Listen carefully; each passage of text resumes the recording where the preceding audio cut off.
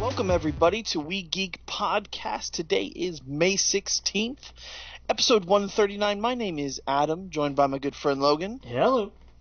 What up? And how have you been, man? It's been a few weeks. Yeah, it has. It's definitely all my fault. Sorry about that, guys. My scheduling has been all out of whack, but we're back on the train now. But man, how's your week been? Well, Avengers is still in theaters, so there was that. That's still steamrolling. It's moving. You can see the box office numbers. It's still cruising, but I'm really not looking forward to the next couple of days. Tomorrow won't be. Well, no, wait. Today's Wednesday. Today will be okay. But we're one of the theaters running the double feature on Thursday. So okay, double feature for Deadpool? Yeah, so that's going to be a fun cleanup job. Yeah. And then it's really going to get bad next week with Star Wars, because then we're going to have... Because right now it's just everybody's in Avengers, and and that's in, 2-3 theaters, and then nobody's in anything else. So it's no big deal. But, and even really when Jurassic World comes out, because there'll still be some Avengers... There'll be some Deadpool. There'll be a decent bit of Solo still. Incredibles will only be a week out. It will only have been out for a week. And Jurassic World will just have opened. So now suddenly, half the theater has big ticket movies in it. That's when it's really going to be nuts. That's when it's going to be crazy. That's when every theater is going to be packed. Yeah. Woo, boy. Man, I don't know. It's crazy. Yeah, I can't even imagine, dude. I went and saw I Didn't Help Things by seeing it again. I wanted to see it in I took my mom to go for Mother's Day. She's been wanting to see it, so took her to see it at the Adobe again. And Movie Pass is great for going and seeing every other movie, but when it comes to those big blockbusters, I get so suckered into if I'm going to go, I might as well go see it there. And I'm glad I did, because I'm sure this week Deadpool will be the one that takes it over. Yeah, it should be.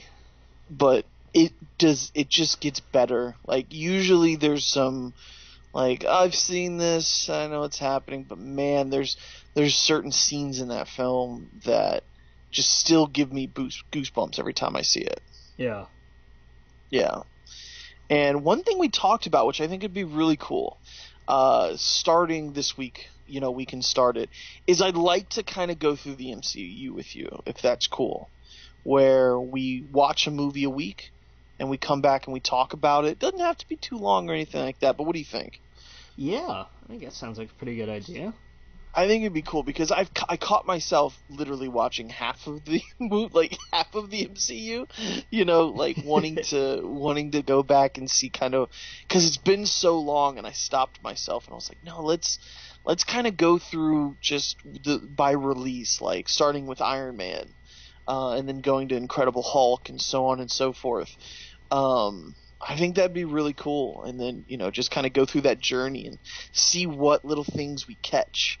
Because I'm sure with the Infinity Stones and all that other stuff, just little tiny things that we miss. I think that'd be really cool. Yeah, it'll help with the other project I decided to saddle myself with because I'm an idiot.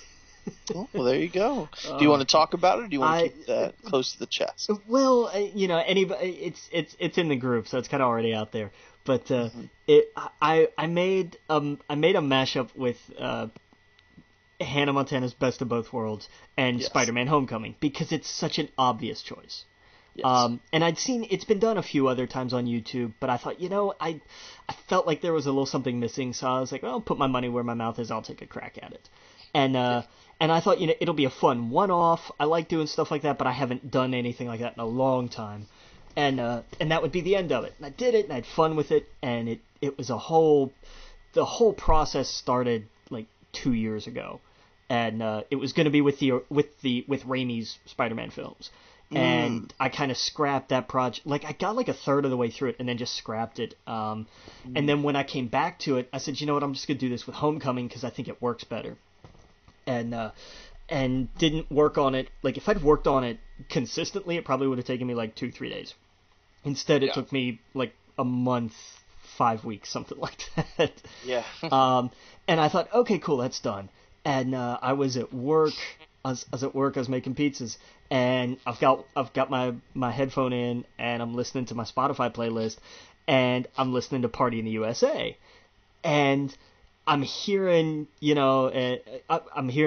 part about the DJ, and I'm thinking, oh, it's like when Tony's at his birthday in Iron Man 2, and he's drunk, and he's scratching on the turntable, and suddenly it hit me that MCU does not stand for Marvel Cinematic Universe.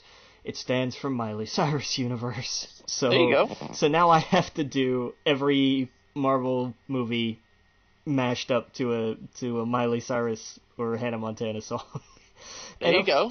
That's perfect. I've got a surprisingly halfway decent list. Yeah. I don't have one for the original Iron Man yet, though.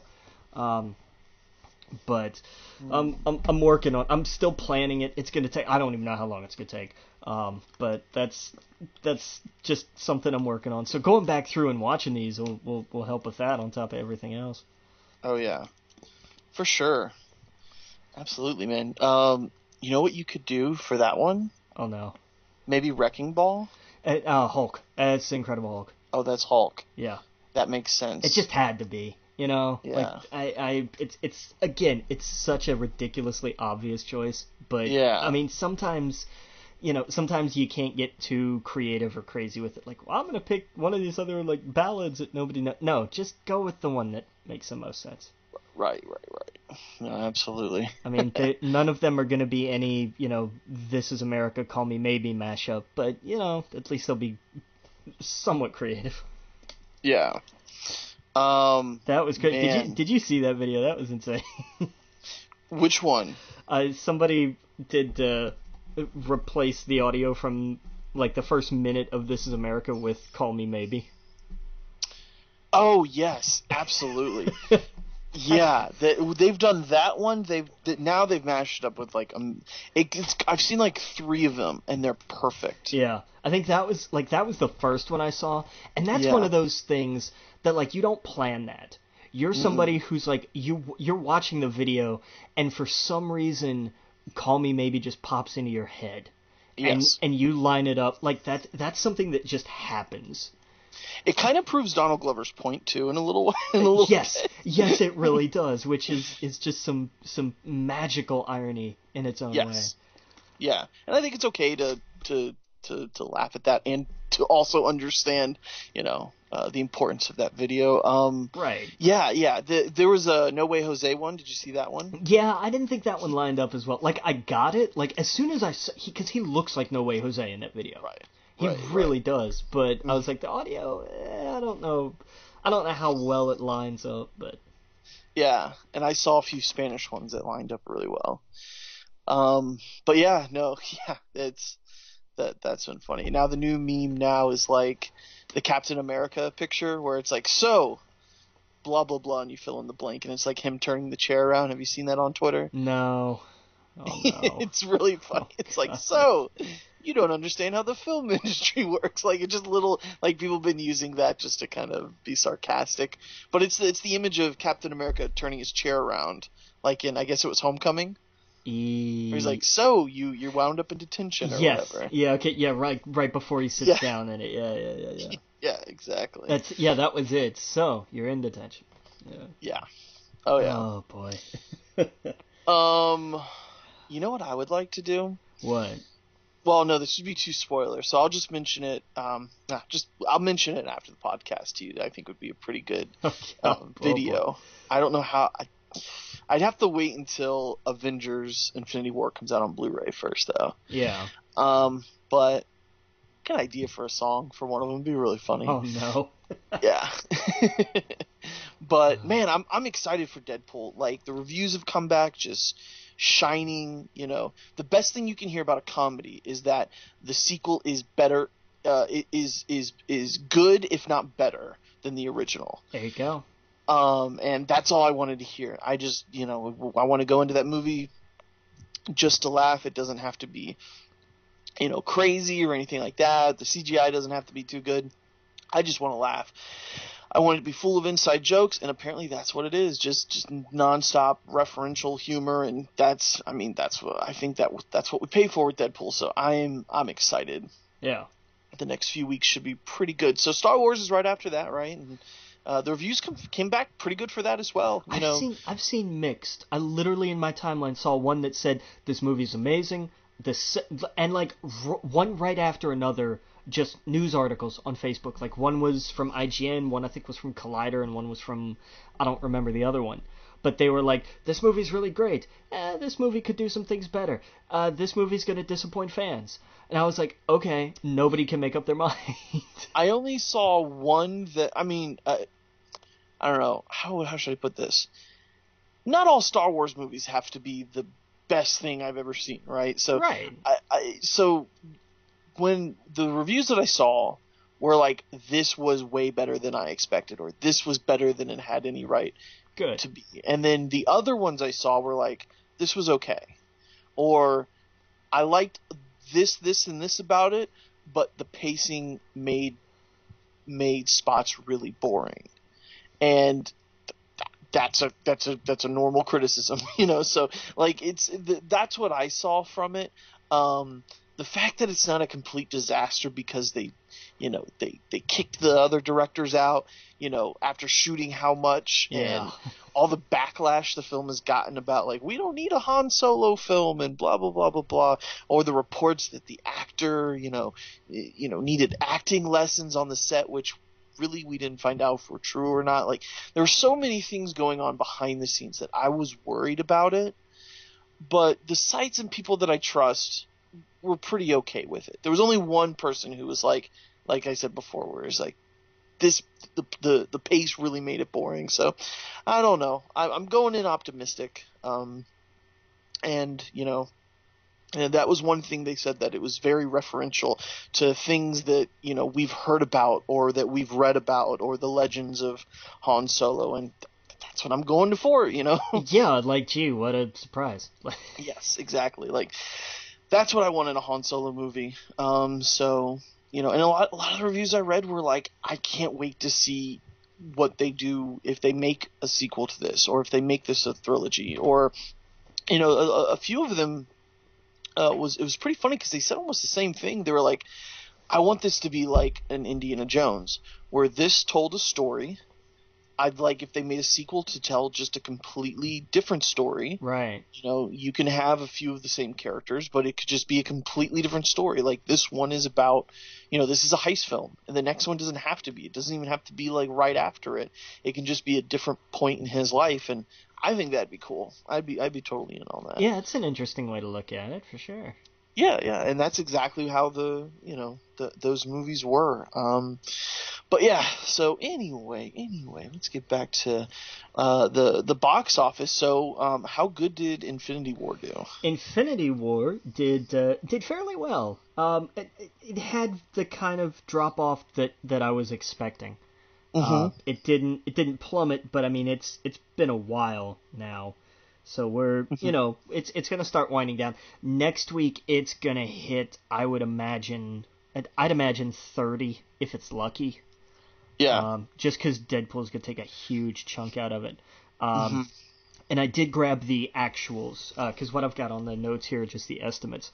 Okay. This weekend, 62 million and a bit. Okay. Puts it at 548 domestic, which, you know, not bad, especially considering that it's made double that just in its foreign markets. Like, it set records in China like crazy, like pre-sale records, and it had a just monstrous opening over there. Right. It's so crazy. I see it's 1.65 billion worldwide. Yeah. That's crazy. It's still not going to catch Avatar, though. If it had another month, maybe. But it's not going to roll up too awful much further on the charts, because it's what now, 5th all time, 4th all time. It's got to pass, because it's Avatar, Force Awakens, Titanic, or is it Titanic, Force Awakens? I don't have Titanic is the top. Okay, it's still Titanic. Oh no, I'm sorry. Avatar is the top. I was gonna say, I was like, hang on, I've missed a generation somewhere. Avatar is the top, and then it's Titanic. Yeah. Force Awakens. I don't know just how far it's really gonna go. Oh no, it'll pass Jurassic World. I'll give it that.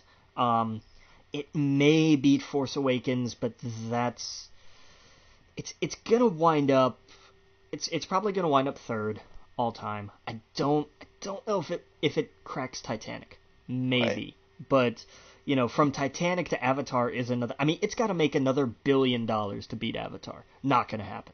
Yeah, no. Not gonna happen. What do you think? I mean, I think the only thing that could come close to Avatar is if 10 years down the road, or however long down the road, they do Avengers versus X-Men, and then they put it out in Christmas time with nothing near it for a month or two. The problem is that's never going to happen again. What do you mean? We're never going to have a stretch, especially because Disney is its own worst enemy with this. We're never going to have... Avatar was number 1 for 5 weeks for a reason. That's only ever been done again with Black Panther, but we're not going to have... They're not going to put out a big budget movie with this much hype in February. Like, even Black Panther didn't have a ton of hype, and Black Panther way overperformed. Why wouldn't they do it in December, though? Because everything comes out in December.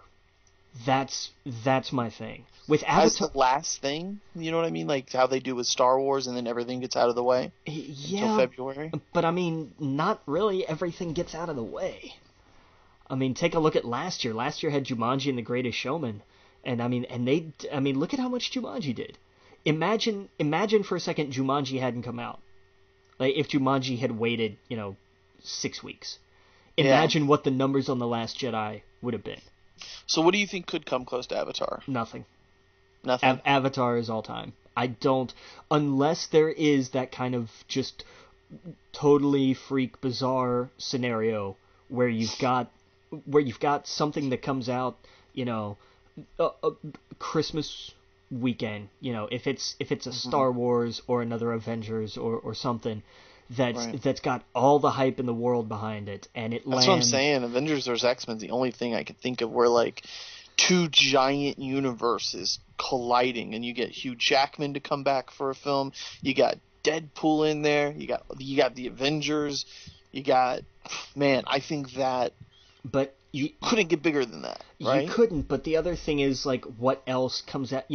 It's going to have a clear run from Christmas through Valentine's Day. Well, yeah, that's what I mean. It'd have to come at a time where there's nothing in front of it, just like Avatar. But there's nothing in front of it. Yeah, but that's not going to happen again. You're going to have other stuff come out. It's going to crowd it. Infinity War had 3 weeks. What about this? The reason why Avatar did as good as it did is because it came out at a time where the technology changed. There was the game changer of it being completely filmed in 3D. Right. Now, maybe that is what it would have to take, is that something would have to drive the industry. Some gimmick, if you will, and put on a giant movie like that. I don't know what it would be, but it would have to be where, like, you have to see this in the theater. You'll blow your mind. Yeah, and I don't know. I don't know what else you could do. Because, VR, like, we have VR. VR is not a go-to-the-movies experience. It's not, and it never will be. Yeah, it wouldn't be VR. No. It'd be more AR, if anything. I was going to say maybe something AR, but, man, you'd really have to work to crack that.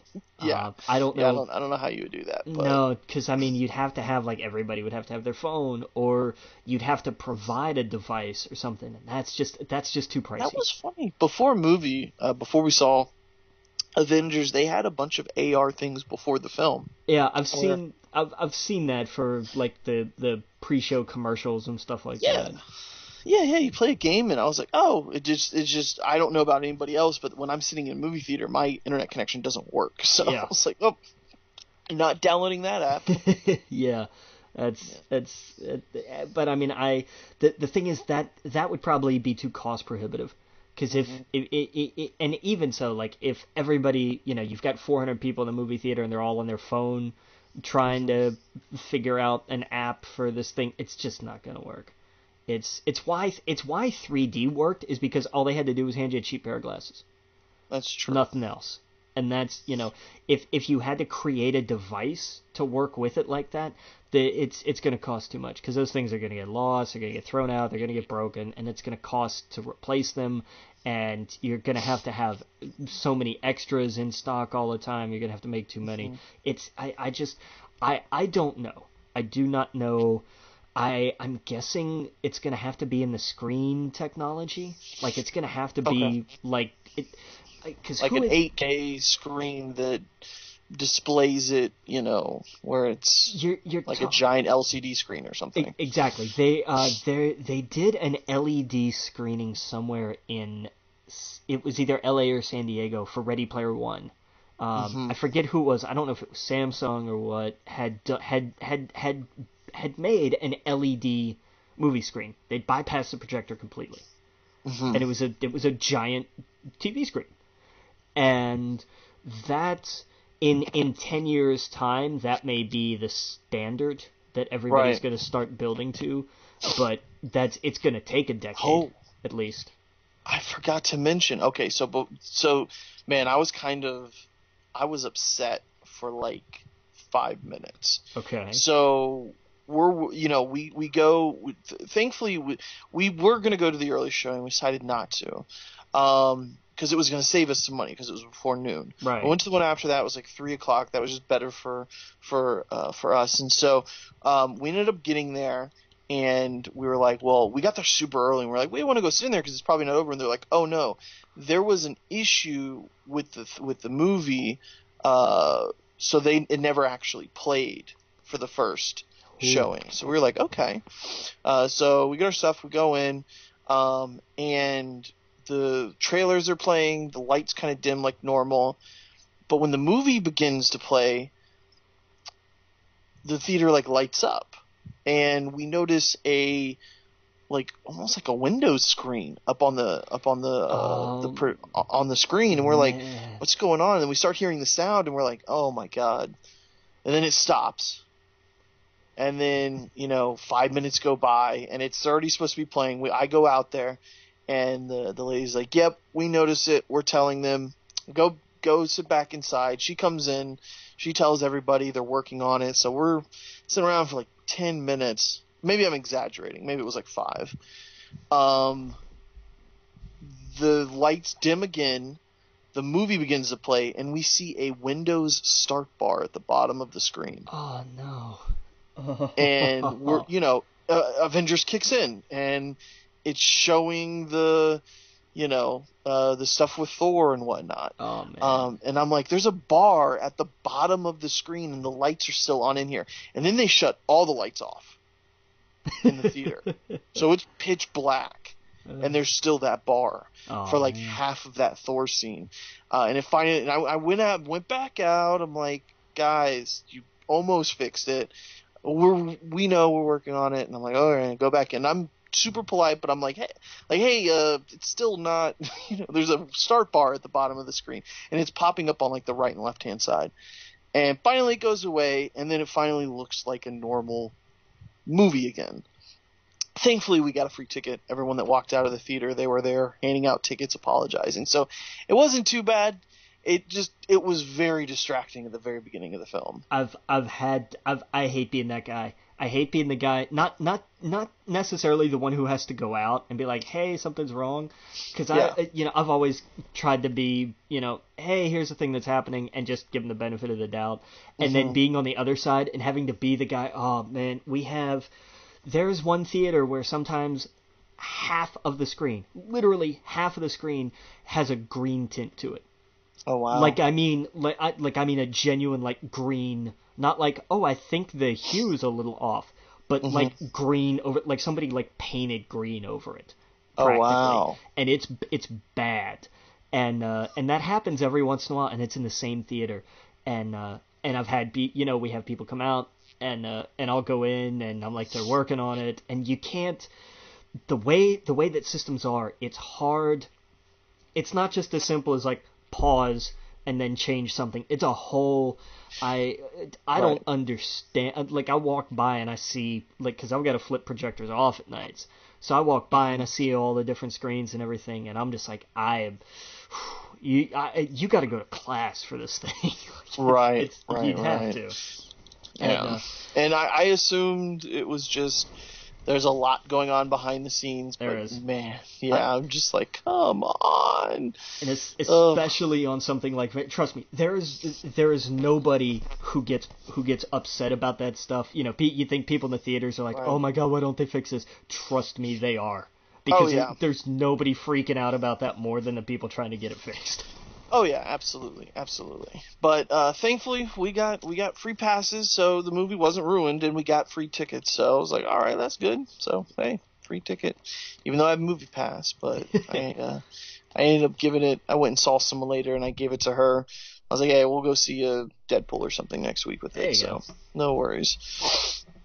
So it works. It all worked out, but because I was like, no, I can't do this start bar at the bottom of the movie the whole time. I might as well be at my house. That's like some torrent stuff. You know what I mean? Like, come on, right? Jeez, like, but I don't know. It was cool though. Man, it was so good. I can't get over how good Infinity War was. But anyway, let's get back to the box office. So, what are some of the films that came out? What were their numbers? The two that came out this week really were Life of the Party and Breaking In came in second and third, with what I thought were kind of surprising openings. Life of the Party was the one that really surprised me with just short of 18 million. Oh, okay. That was more than I expected. I was worried it wasn't going to break 10. I say worried, I don't particularly care. But I didn't think it was going to get over 10 million. But it did really well. Breaking In, coming in just behind it, about 17.6. That didn't surprise me. This is, again, it's that kind of mold of film of, what was it? No Good Deed was another one like this. It's that kind of, home invasion-ish sort of angle. Those movies all kind of fit in their own little niche. So, that didn't surprise me. And it just bumped the rest of the top down.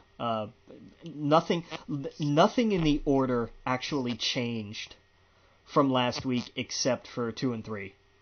Everything else just bumped down a spot. It really made me laugh. Okay. Overboard just under 10 million. Overboard had a fairly decent weekend. Really, I expected it to drop more than it did. Oh yeah. We actually were fairly busy for Overboard for a couple of screenings. I was genuinely surprised. A Quiet Place still holding strong. I mean, a lot of people like the original, right? And you know what's weird? I never knew there was an original, but I keep hearing people talk about it. I'm like, man, Oh, really? Yeah. I remember seeing it as a kid. The concept is, if you really think about it, it's gross and it's weird. Yeah. But it was the times. It just didn't really matter. It was just like, oh, here's a funky comedy where someone falls overboard and forgets who they are, and so the other person, like, hey, you're my wife, to get money, or I forget what it was, but it was funny. It was a dumb 90s comedy. It was romantic comedy, I guess. Yeah. No, was it the 80s? No, it must have been the 80s. It was earlier than that, wasn't it? Earlier than that? Well, I watched it as a kid, so that in my head. I think the original was a lot older than that, I think. It had to have been the 80s. It wasn't older than the 80s. You sure? Positive. Well, let me find out. But the one I saw with what's his face, with Kurt Russell, it was the 80s for sure. I mean, the hair and everything. Hold on, let me look it up. 87. Okay, Goldie Hawn and Kurt Russell, so 87. Yeah. Not too bad. Yeah. So, no, I remember my Yeah, I remember watching that as a kid, and I was like, oh, that's cool. I don't think it would be doing good in 2018, though. Just doesn't seem like I don't know. They're remaking everything, I guess. And they reversed the roles this time, right? Yeah, he's the jerk on the yacht, and she's the Yeah. the worker now. Right. That's cool. And A Quiet Place rounding out the top 5 at 6.5. A Quiet Place just kind of keeps chugging along. And it's made almost 170 million just domestic, which is insane. That's in the midst of everything else we'll be talking about box office wise this year. That's the story right there. That movie that they made for how many, single digit million? What was the budget for that? 17-ish. Yeah. And you figure with advertising 25, 30 tops, like at the high end of it, and it's made 169 domestic. I don't know how much is it done worldwide. Probably not a lot. That doesn't tend to translate to 100 million foreign, so that's not bad. So, 270 worldwide on a $30 million total budget. Yeah, that's a win. Yeah, that's crazy. That's a win and then some. Yeah, that's nuts, man. It's crazy. So we talked about Deadpool 2 coming out next week. What else is coming out? Show Dogs, which nobody's gonna go see. And then the one, and don't sleep on this one. Book Club is gonna draw the Bad Moms Christmas crowd. Book Club is gonna be is gonna be a mom's movie. It's the Moms Who Drink Wine movie. So that's gonna be that crowd. Why didn't that come out last week? I don't know. That's a miss. Maybe they really just did want to get away from Avengers. I guess, but yeah, it should have come out last week. That's true. I didn't even think about that. But yeah, I mean, because the whole premise is here these women who are, shall we say, advanced in their years, and they, we're all going to read 50 Shades of Grey, and that's going to spark up our love lives. Okay. And it's, but I mean, it's that kind of comedy. And it's, it will do decently well. I think that I think the forecasts on it may be a little short, but they're probably fairly spot on. But that's it. It'll be interesting to see how well that one does. Yeah, for sure. I'll tell my stepmom about that. It seems like her kind of movie. Let's see here. We got some Comcast news here. Man, this made me want to put my head through a wall. So, Comcast has decided they may want to take another bite at the apple with Disney.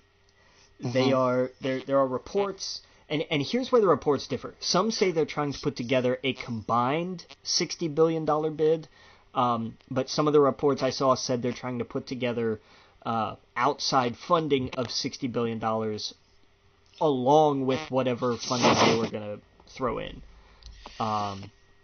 Because they want to buy Fox. A lot of this is going to be contingent on because the first time this deal, like they put this deal forward and then it was rejected, and both companies cited antitrust concerns. Right. So keep your eye on the AT&T Time Warner deal. Right. There is expected a ruling in that next month sometime. So if that's approved, look for Comcast to make an offer of at least $60 billion for Fox, and theirs is going to be all cash. And that may be another problem because Disney's is all stock, if I remember right. And that was big. I know that Murdoch and a lot of the board over at Fox were a lot bigger on that because it's less, it's not taxed to shareholders, or it's taxed at a lower rate. There's something to do with tax there, whereas a cash sale is more heavily taxed. So they would still rather go to Disney. It would depend on the numbers. I think that's really going to be what it boils down to is after tax, how much are they going to take home? I would think. But I don't think they want to sell it to Comcast. I think they've offered so much more than Disney. Well, but again, they were worried about the legal battle that AT&T's wrapped up in right now. And weren't there others? Like, I don't think. I mean, I guess that's just the. I don't think it was just the numbers, right? I think that they truly did want to sell it to Disney. I think that was because of the way the deal was structured. I think if the price, if the amount of the deal offsets like the tax cost and everything else, I think they would do it. So I don't know. We'll see what happens with AT&T. If the AT&T Time Warner deal doesn't happen, then this is all a moot point. Then it's just not going to happen. But if that deal is allowed to go through, which dear God I hope it's not, because we're heading towards a monopoly of everything now, right, which is just not good for anybody. Right. But if that deal should happen to be approved, it's because it's in federal court and they're looking over it, and however long that stuff takes. I would look for Comcast to make the offer and see, Fox may just use that as leverage to get a better deal out of Disney. Right. That would be the other side of that coin. Is if that becomes a possibility, then who knows? But if Comcast decides to do that, it's going to throw everything into chaos. Yeah. I don't know. I can't pull up the article right now. I do remember looking back when the Force Awakens was out, and they were together, talking about it, and I just remember them. I don't know. I can't find it right now. But man, yeah, the last thing I want is an ISP owning Fox. Yeah. I don't know. And I know that's they own what, Universal already? Yeah. That's another thing of like how many. Oh man, one way or another we're losing one of the big. Was it the Big Six? Used to be the Big Five, now it's Big Six, and then it'll be the Big Five again. But right. It's a matter of, do we want it to go to Universal, which is owned by Comcast, which is itself universally regarded as not the greatest company on the planet. Right. It challenges EA off and on for that title. Exactly. And that's, I guess, where I'm getting at is it's not good that this is happening. I really wish that we could still have, as many studios as we do. But the reality is it's going to go to one or the other. Yeah. And I would much rather it be in the hands of Disney, that is more focused on that. It has a better track record for, I don't know, giving people what they want, I guess, with their product, and not Comcast. Yeah. Oh boy. Yeah, that's the last thing I want. And I guess plus the nerdy side of me, of course, wants the X-Men and all these want Marvel to have all their characters in one box. Yeah, because then could you imagine the idea of oh no, now Universal owns the X-Men. Can you just imagine for a second how awful those movies are going to be? It would be disasters. I mean, I don't know. Universal's doing its thing. They got the Fast and the Furious and whatnot. Yeah, which has fallen apart. Which has fallen apart. They tried to put together their own monster universe, which completely fell apart. I have a feeling now that Avengers Infinity War did what it did, these studios are going to just double down on trying to do their own universe. And I think that's the wrong thing. You know what, though? They could do it, right? What's the studio that's doing the King Kong and Godzilla? It's not Legendary. Is it Legendary? No, Legendary's basically. It is Legendary, isn't it? Yeah, but aren't they just a bank? They're not a production company, though. They're a financier, I think. What was the last one? Kong Island? Kong Skull Island, yeah. Kong Skull Island. So who did that one? Kong Skull Island was through. I don't have it in front of me. I believe it was Warner Brothers, distributed by Warner Brothers. Production company was Legendary Pictures. The production company was Legendary. Okay. Yeah, and who did Godzilla? That's also going to be Legendary. All right, so I was just so it's Legendary that's wrong. setting up that monster universe.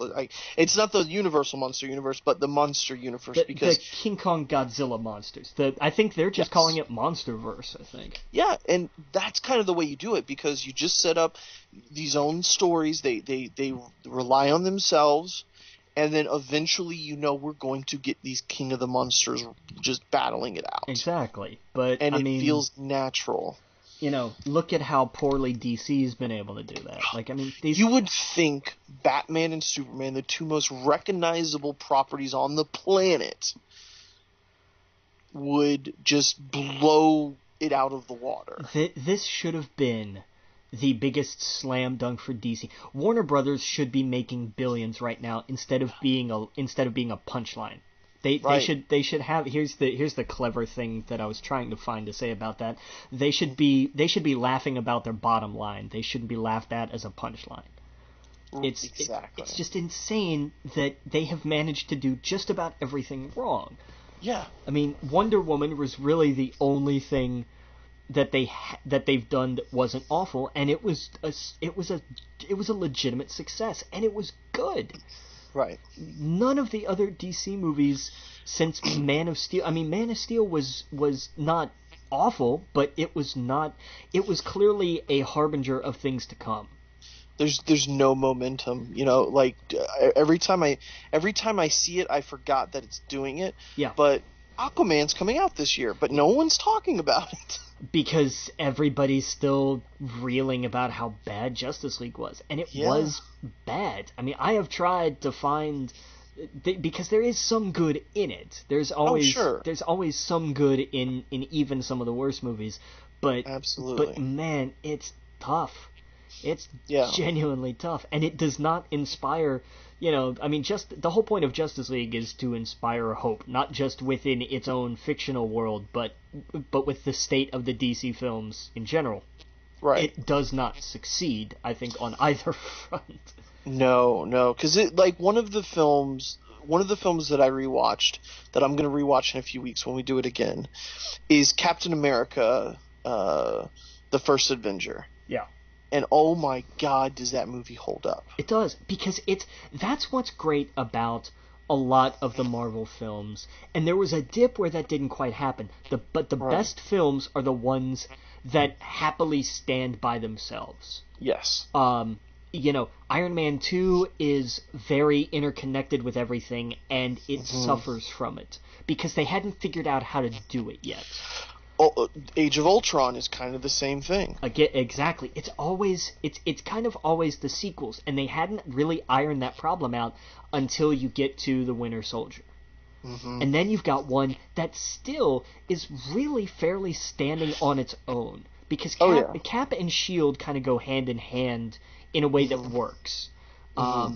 And I have found that this is a fairly minority opinion among the people that I talk to, which surprised me. I love Iron Man 3.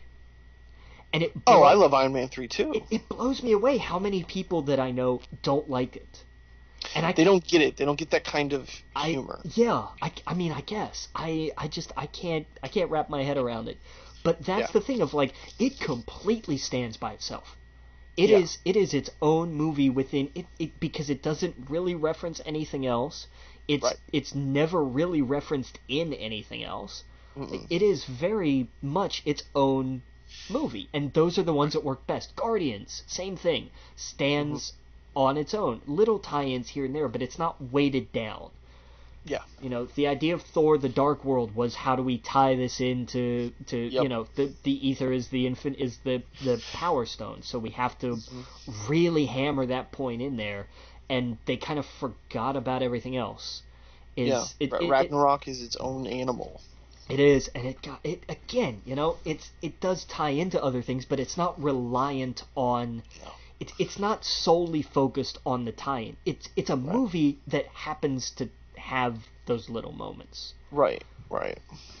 Yeah. But that's what, I'm curious to see how Aquaman does.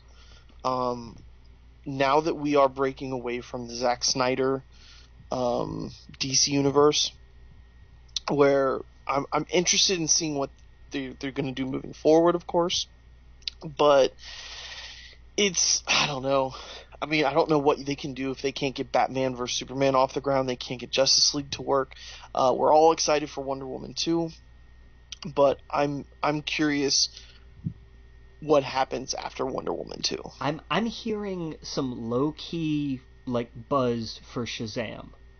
Shazam. I'm hearing people who are very cautiously genuinely wanting to root for this movie. I mean, that's the last one that's been announced, right? That made production. I think Wonder Woman 2 is after that. Okay, so that's already in production. Gotcha. I think it's the release timeline. I think is going to be Aquaman, Shazam, Wonder Woman 2, Black Adam. I think. Oh yeah, that's right. And Birds of Prey, which itself could be very interesting. Well, we're getting into the territory of easily could be canceled, and Warner Brother does something else with their heroes. Does that make sense? Yeah, it's possible. It's possible. I have a feeling that they're going to look at Aquaman, Shazam, and then Wonder Woman to see if this is something they want to continue doing. Yeah, but I mean, the best thing about Suicide Squad, for some wrong reasons too, was Harley Quinn. And they're gonna work that as much as they can. So canceling... That's true. They're doing a Harley Quinn movie, aren't they? Well, that's because that's Birds of Prey. She's going to be in Birds of Prey. So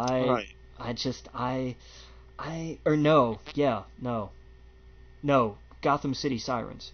There's a couple. Okay. Yeah, there's a couple. I can't keep a lot of these straight because I think at one point they were conflated and then they were split apart, and the production for those has been strange. But I don't think, because Batgirl is another one that's it's in development, so that's another one that they may look at and go, maybe not. All they need is a few good more hits. That's all they need. They got Wonder Woman. They need a few more. Hopefully Aquaman's fun. They just need a few more hits, honestly, and that's all it's going to take. Because it's not like Marvel doesn't have some, duds on their hands. The benefit of them is they have some really strong Iron Man, Captain America. The Thor, the first two were hit or missed for a lot of people. Yeah. But then they came swinging with Guardians of the Galaxy and Civil War and the Winter Soldier, and it was just like boom, boom. Then it was just off to the races. Well, and of course, the first Avengers movie. So they just need a couple more good ones, and I don't know. I think maybe breaking away from Zack Snyder touching everything to having some other people do some, because it could. I guess it could have went either way. We saw what happened with Suicide Squad, but we also saw what happened with Wonder Woman. Yeah. So I don't know. I'm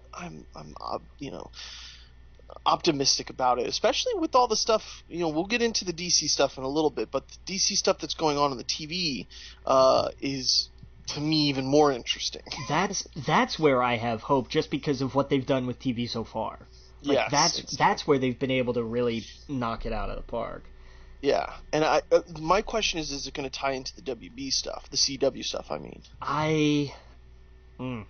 that would be a huge, cool crossover. It would, and I think it may. It won't. I could see this going two ways. Either it'll borrow characters from the CW stuff just to kind of lend that sort of you have to see this quality to the first few episodes of some things. Yeah. Or they build this up and they say, this is going to stand on its own, and then they start a crossover kind of deal. It could go either. It genuinely could go anywhere, and I'm not. I don't know. We'll see, I guess. Yeah, totally. All right. Well, let's talk about Miss Marvel. Kevin Feige says that there's plans to bring Miss Marvel after Captain Marvel, which that's the obvious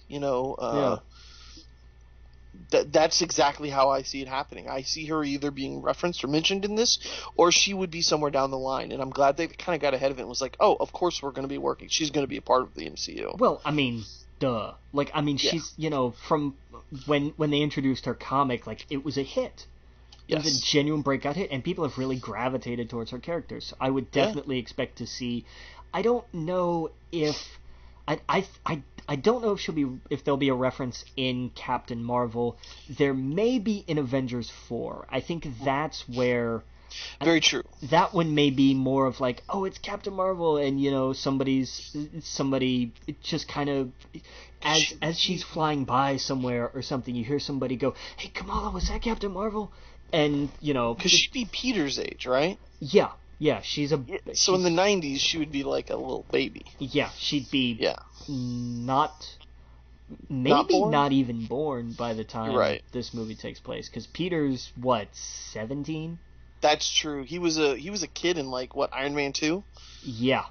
They retconned that or whatever. Which was great. I love that. I'll take that retcon. Makes sense. I'll accept that. Because it's so completely...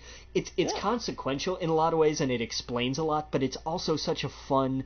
Like, you don't need it, but... Imagine being that guy, like, hey, wait a second. Yeah. This works. Getting Kevin Feige on the phone, or the email goes all the way up to Kevin Feige. All right, let's print it. Yeah. It's like, yeah, sure, why not? That's him. That was Peter. Of course it was. It inspired it. So, I'm down with that. Yeah.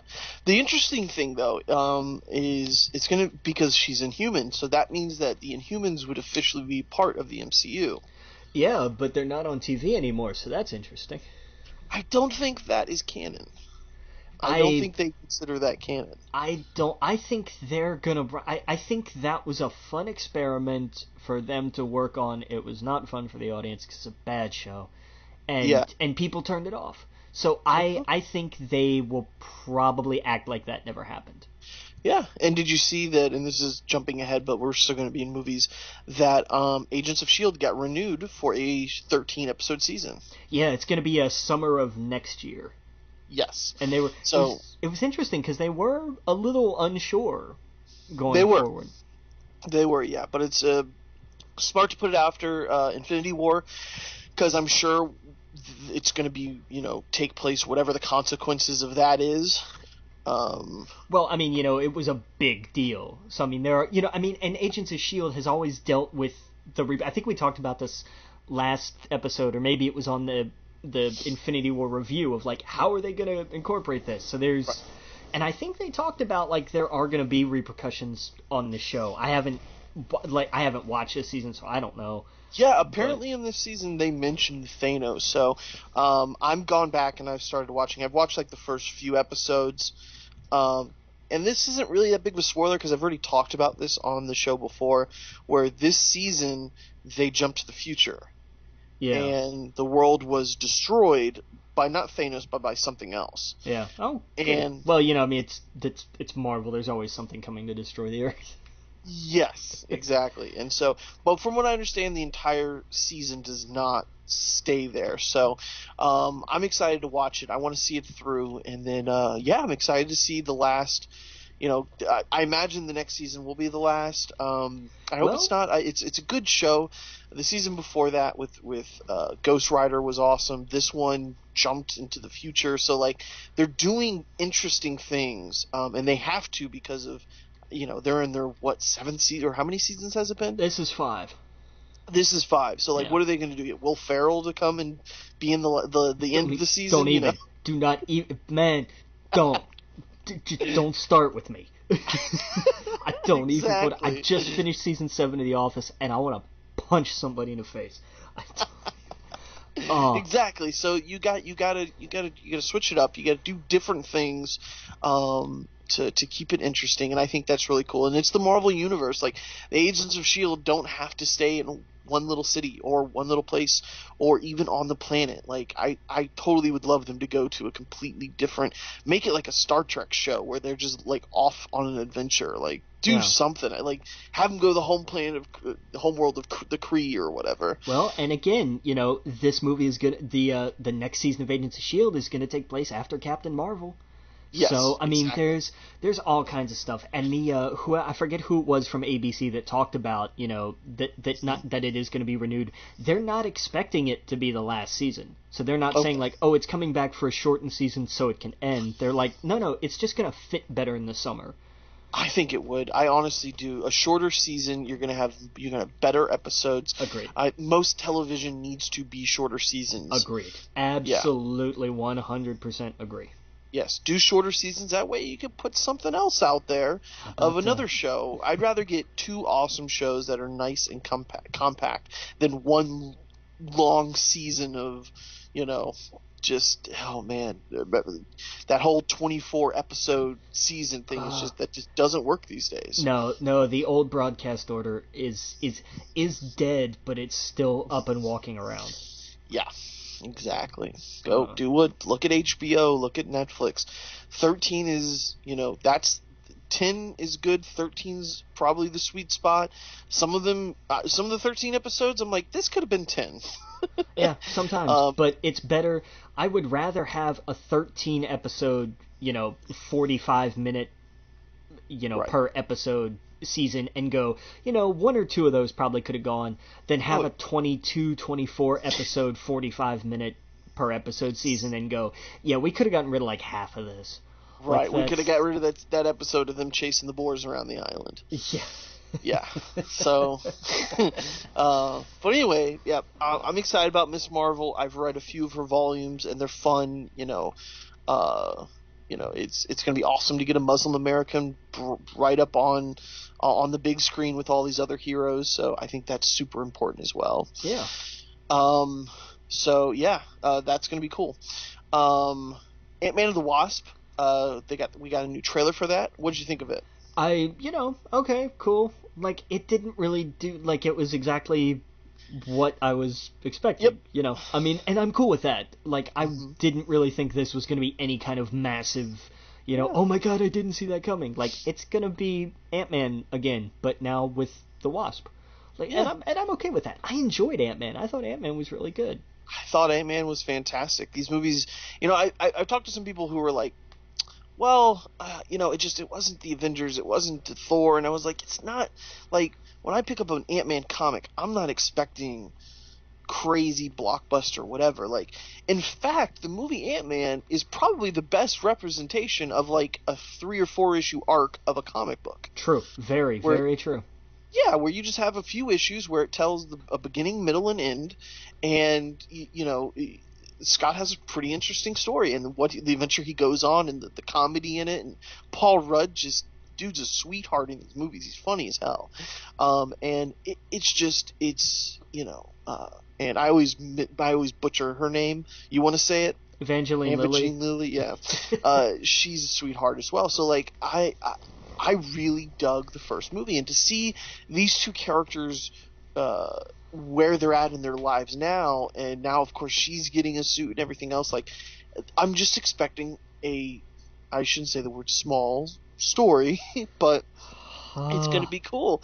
It's gonna be neat, and they're introducing some other characters from the comic as well. So I'm excited for it, and it's right around the corner. We're a month away or a few weeks away? 2 months. 2 months away? It's Yeah, July. We're pretty close. Don't compact my schedule like that. Right. Man, it's bad enough as it is. Oh yeah. So I'm excited. Let's see, what else we got here? You go ahead and take the next one here. I need to get a drink. There's a movie coming out called The Jansen Directive that I admit I know nothing about, but I only threw this on here because it's another Universal partnership with Seven Bucks Productions, which is Danny Garcia and The Rock's company. Yeah. And the only thing that made this funny to me was that they want John Cena to star in it. So they're going to have The Rock producing something with John Cena in it, kind of like the WrestleMania match. So, but cool. Yeah, so if you can't beat him, join him, I guess. Did you see John Cena's growing out his facial hair? John Cena looks like the lost Wahlberg. He does. He really does, and that's terrifying because there's enough of them already. It's like bald ones. Yeah. There's plenty. We don't need any more. It's very true. He's Johnny. We've got Marky, Donnie, and Johnny Wahlberg now. Yeah. Don't I just hope more. he grows out the goatee. Yeah. Just so he can be like the evil version of John Cena. He'll have it shaved off by the time that they announce that, stick with me. Stick with me. He comes out. Okay. He tells everybody that he's from a mirror universe. And he does everything to discredit John Cena. And he does everything to just sour his name. This is like the two Undertakers. Yeah, and that went so well. They did fake Undertaker. I remember when they did fake Kane, and that went tremendously well. And then we get Mark Wahlberg come out. And then John Cena shaves his beard. And then it's Mark Wahlberg versus John Cena. And he says he's been the Mirror Universe guy the whole time. Sorry about that. But anyway. They've done dumber things. Wrestling's fun.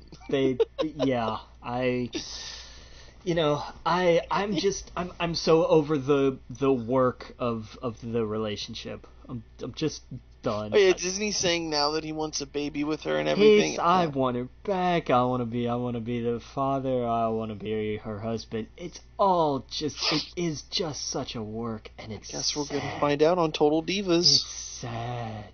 When does Total Divas come out? Tonight. Oh, really? The new season was tonight or last night or something. But yeah, it's all started now. Yeah, Total Bellas is back. Gotta set my recorder. It's just sad. It's so sad. You know it's gonna be like 12 episodes of them hinting at the breakup, and it's never gonna happen until like the last episode. Well, that'll be your mid-season finale, and then the second half is going to be how they've all dealt with it, and then it's going to be like 4 episodes from the end is going to start their reconciliation, and then the finale is going to be, they decide that they're gonna go ahead and give it a try, and they're gonna get married, and John's really grown as a human being, and he's understood the power of love and all this crap. That's what it's going to be, and it's disgusting. Yeah. It really is that I'm watching this and I'm going, this is worse than the Kardashians. Yeah. Oh, yeah. Yep. Because at least their drama is interesting. Right. Because it's just like, and he cheated on me with like 4 women at the same time. Well, that was a plot twist. Right. Or then you get Kanye saying what Kanye says. Kanye is a walking plot twist.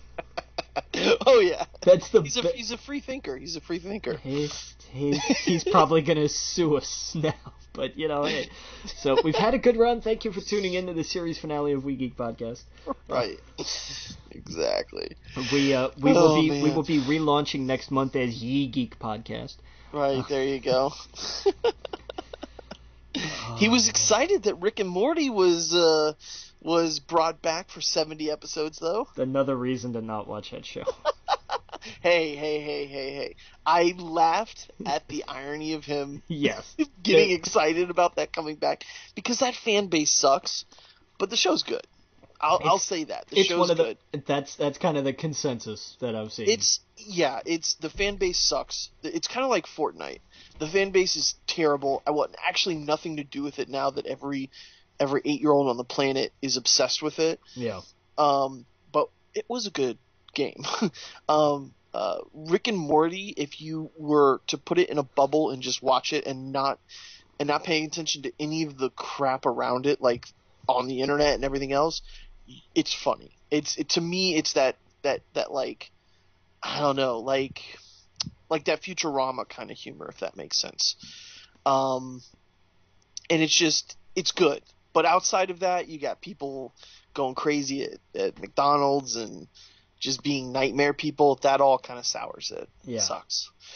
Or you got to be an intellectual to understand that. That's all just bullshit. It's just a funny show. It's like people who take like the dark theories behind cartoons seriously.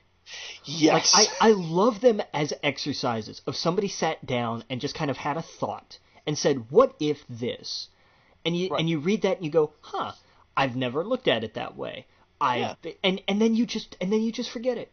Right. Because you're like, somebody thought this was creative, and now, I'm just going to go back to enjoying Rugrats as a bunch of talking babies. Like, that's the end of it. But some people get really hyped on those things, and I'm like, just don't ever procreate.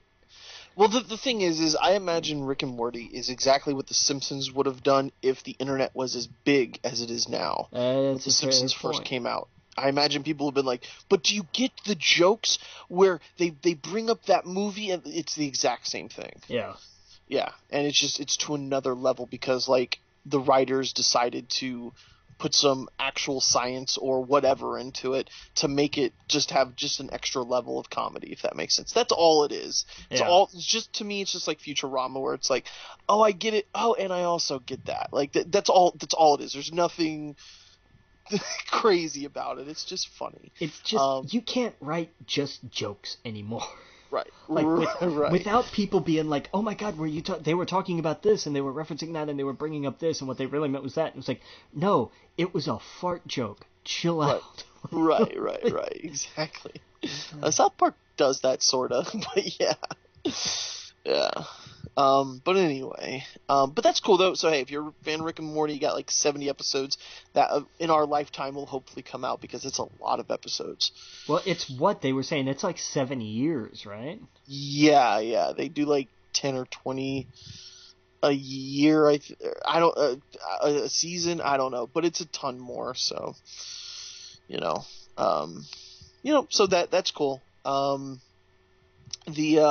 back to the movies, we were talking about some of the other movies coming out were the Paige biopic Wrestling with My Family has moved from September 14th, 2018 to March 1st, 2019.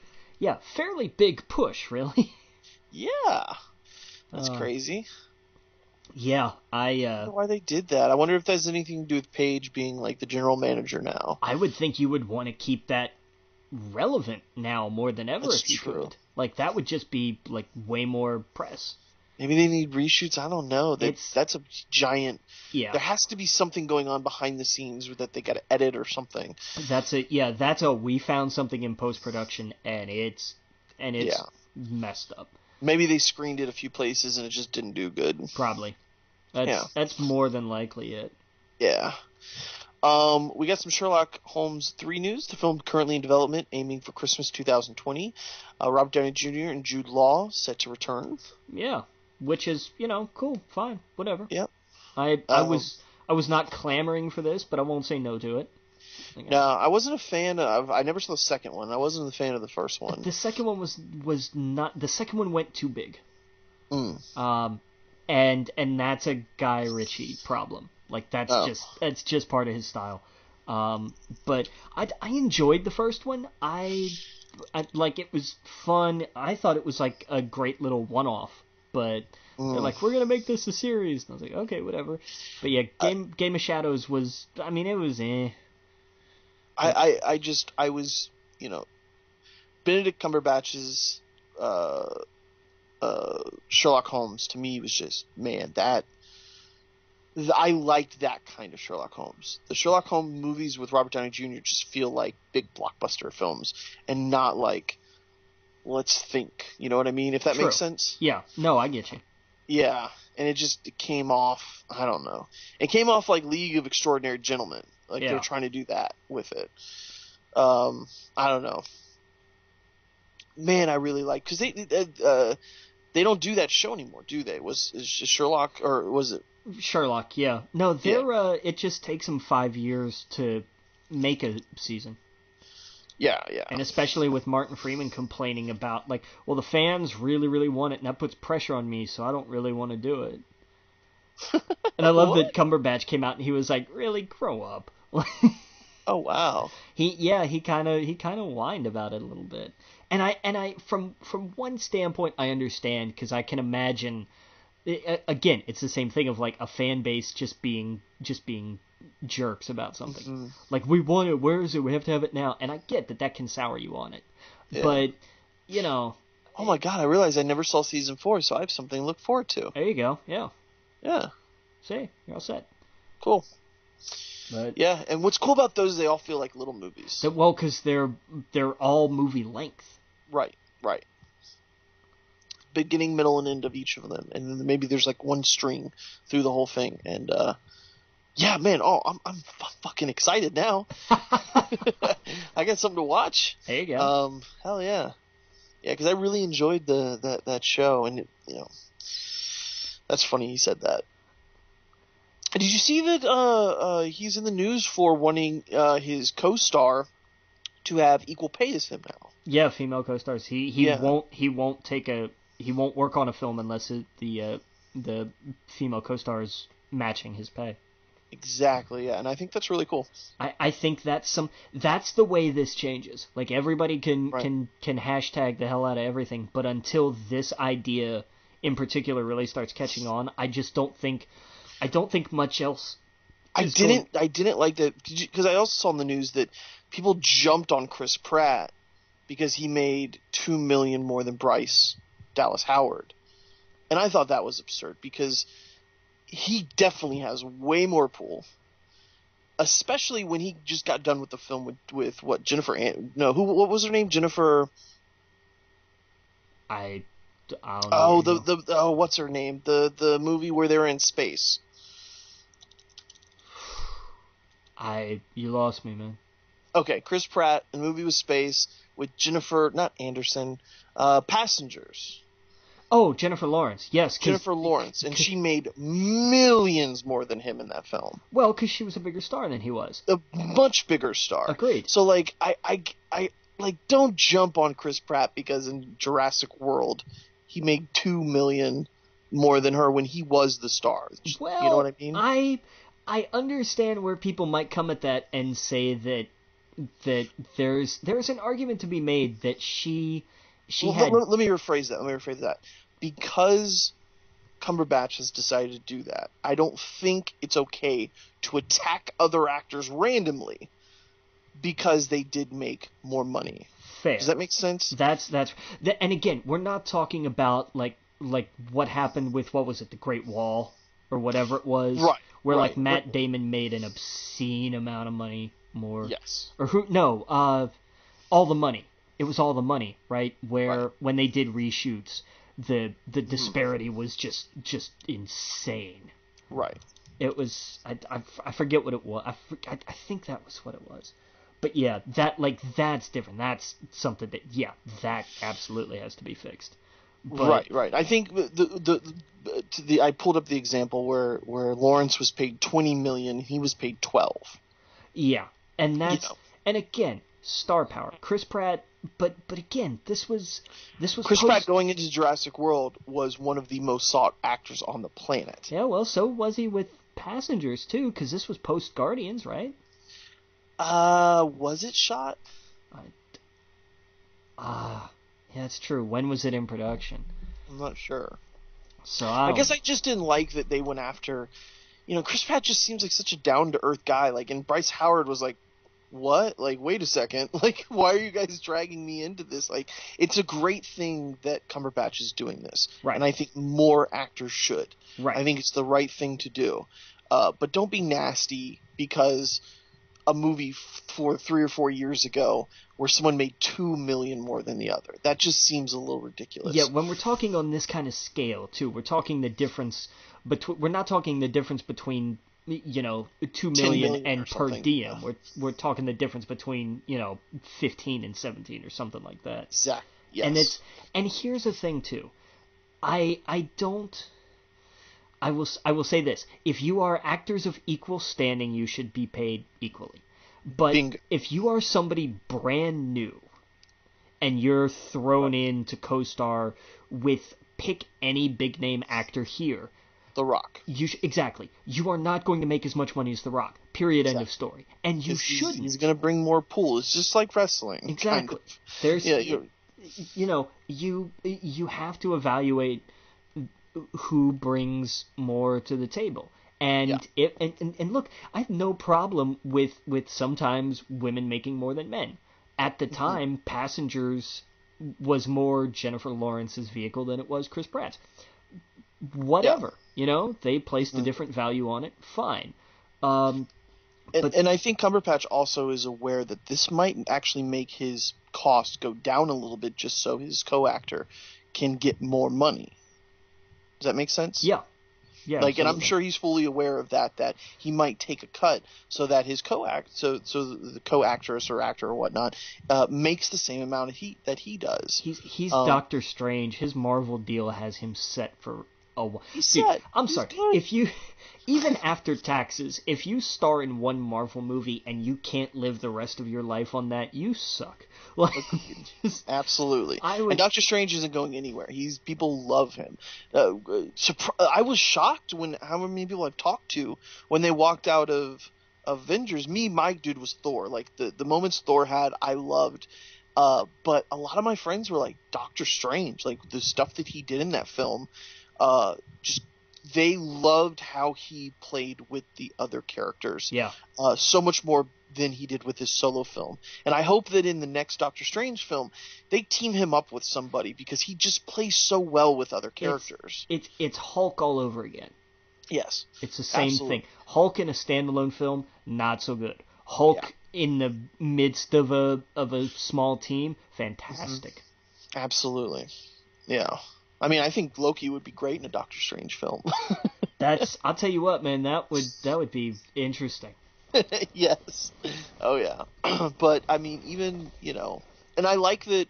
I really like Wong as well. Like now that they are friends and not just like, because in the first film they were kind of at each other's throats for a little bit, but now they have that relationship. Where are we going? I'm rambling on.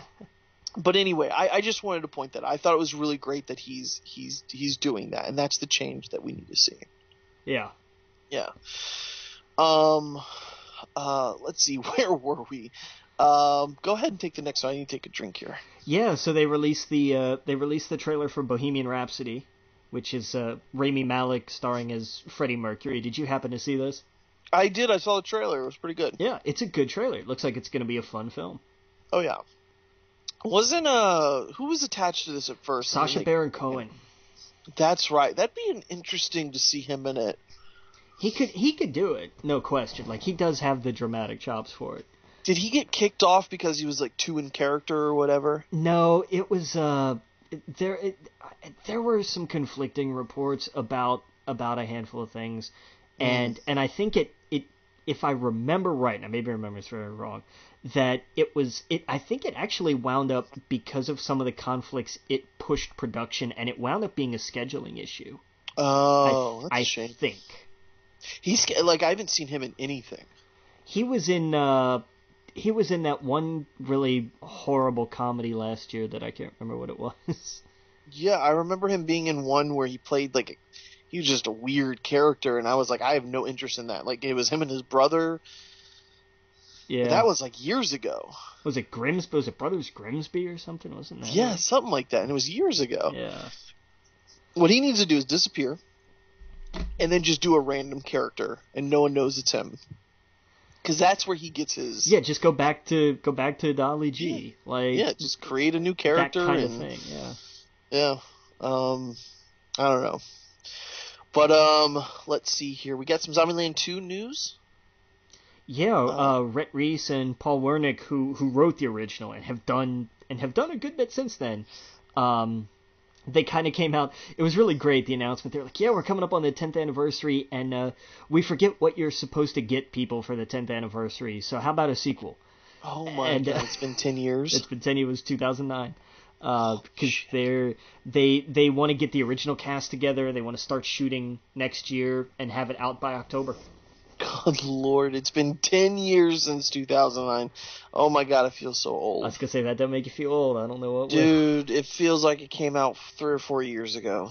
Yeah, it doesn't seem like an old reference when you talk about Bill Murray's just fantastic line. Any regrets? Oh, Garfield. Right. That used to be a timely reference. You're right. Oh my god. I wonder if it's going to be 10 years later in the Zombieland. I don't know. Or are they going to do an Incredibles 2 where it's like the next day? Right. Oh man. We got Spamalot. What's this? Movie adaptation of a Broadway show being developed at Fox? Yeah, Spamalot was a Broadway spin-off from Monty Python and the Holy Grail. Oh, okay. And so they did it on Broadway, and it's been on Broadway for a while. And so now they're gonna do, like they've done with Chicago and they've done with all kinds of others. They're like, we're gonna do a movie version of this. Okay. Cool, do your thing. Like, okay. We got some Bill and Ted Face the Music, third film officially confirmed. Yes. Dean Parasad, who directed Galaxy Quest, which is a fantastic choice for this, is going to be directing a script from Chris Matheson and Ed Solomon, who created Bill and Ted. Okay. So I'm in. And Bill and Ted are both back. I feel like such an idiot. I remember reading this the other day, the headline, and for some reason I thought they were making a musical. You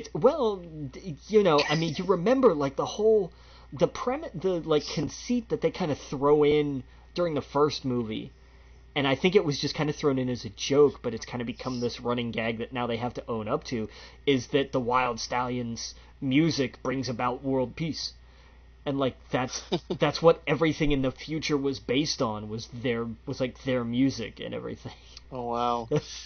And I don't remember the plot of those movies. I just remember they went in through time. Yeah, I mean it's one of those things that like it's just kind of thrown in. It seems like as a way of it's just such a side note to everything. It's like, oh, and by the way, in the future, your music is the greatest thing that's ever happened to humanity ever. And it's like, oh wow, and that's exactly the reaction. It's like, whoa. And then that's pretty much the end of that plot thread. And apparently the third movie is going to make them own up to that, because they still haven't made the world-saving music yet. So that's funny. Oh, man. So that's cool. That is cool. Be good to... Because, I mean, Keanu's doing all kinds of stuff, but it'll be good to see the other guy doing something again. Oh, yeah, for sure. Yeah, it's kind of a renaissance for him right now, right? Keanu Reeves? Yeah, we're having kind of a Keanu-sance. Yeah. We're getting a G.I. Joe spin-off film about Snake Eyes. Yeah, they've been clamoring for this for a while, really. Okay. So... You know what I was thinking? Wait, no, is Hasbro G.I. Joe? Yes. And now it's Power Rangers? Yes. So we could totally get a Power Rangers G.I. Joe movie. Yes. Power Rangers G.I. Joe Transformers? Don't even start with me, man. Don't even start with me. We have to save the world, so the Joes lead Optimus Prime and the Megazord to... Don't get me wrong. I'm with you. I think that sucks. I don't want them mixed up with the Transformers. But on the other hand, them being owned by Hasbro probably gives it more of a chance to be put in the theater again. Agreed. Because now they yes. have money to do that. Yeah, I'll agree to that. Yeah. And if I could totally see them doing a whole universe thing with Transformers, G.I. Joe, and Power Rangers. Well, even though I don't like the idea of them mixing up with the Transformers, I'm just saying I could see that totally happening. Well, because I mean Hasbro's building their universe. That's true. Because they've been working on it. We talked about that earlier. Yeah. That's going to be in there. and now, I mean, because, they've got... Oh, God, it's just, It'll be like, they'll bring that in through Mask or something. Like, oh, and by the way, we found this... We found, like, one of these weird-ass teenagers. Man, the idea of a good Transformers Power Rangers crossover blows my little kid mind. Here's the thing. This is every, like, 8-year-old's dream. Like, every 5 to 8-year-old wants to see all of their toys in a movie. Yes. And that's essentially what this is. And that's fine, but that's not, if you cornered the market on 5 to 10-year-olds, you're not going to make $200 million like you would have to in order to make sure that these movies made money. Right. Man, it's going to be interesting. It's going to be interesting going forward. Yeah. But Snake Eyes, I could totally see him having a solo film. One bit of bad news. Oh. Is that they want to make a Monster Hunter movie. Paul W.S. Anderson film adaptation of the video game began shooting in September. Yeah. That's going to be a thing. Oh boy. Because the Resident Evil movies turned out so well. Yeah, that sucks. Paul had some great credits to his name. I mean, for God's sake, he did Event Horizon, and look what's happened. He did Mortal Kombat. Yeah, like the first. Look, say what you want. The first Mortal Kombat was fun as hell. It still holds up. It does. It's goofy and it's silly, but it owns it. Like it doesn't run from it. It embraces it, and that's what works for it. And Event Horizon is creepy. Event Horizon is a damn good movie, but I mean, Resident Evil has just destroyed all that. Like, because here's the thing: the first one was a fun little sci-fi original movie. Right. Every single one of them after that has been trash. They've sucked. They have just genuinely sucked. Some of them a lot worse than others. Yeah. But I mean, I don't know. At least no, because they're still making Underworld movies, so that comparison doesn't hold up. Never mind. Right. I was gonna say, at least Underworld knew when to quit. No, they just took a really long hiatus and then they made another sequel. So, yeah. His wife's going to be in the movie, right? Yeah, she's starring in it. Okay. That's what I figured. All right. I'm not like I don't want this. I don't want a live action Monster Hunter movie. It's not built for live action, man. No. Give me something. If you have to do this, if you absolutely have to do this, find a way to make a TV show out of it. Right. Oh yeah. Well, it'd be too expensive though. I know, but like then just don't. No, I agree. I don't know what they're gonna do. Something bad. The story of Monster Hunter is fucking dumb as shit. I don't know what they're gonna do with that. Well, and here's the thing: they've already announced that like it's gonna have a $60 million budget, and I'm thinking, okay, so once you've paid for the director, the star, and like a third of the CG, you're out of money. It's gonna be completely at night. There'll be one monster, and there'll just be one monster they're hunting the entire film. You know and what? you won't see the full thing until the end. You know what? You joke. That might not be the worst way to do this. No, that's exactly how I would do it. That's how you would have to do it with that kind of budget. Yeah. Yeah. Oh boy. All right. Well, let's move on to TV news. Yes, and some happy news. Yes. These were all very good things.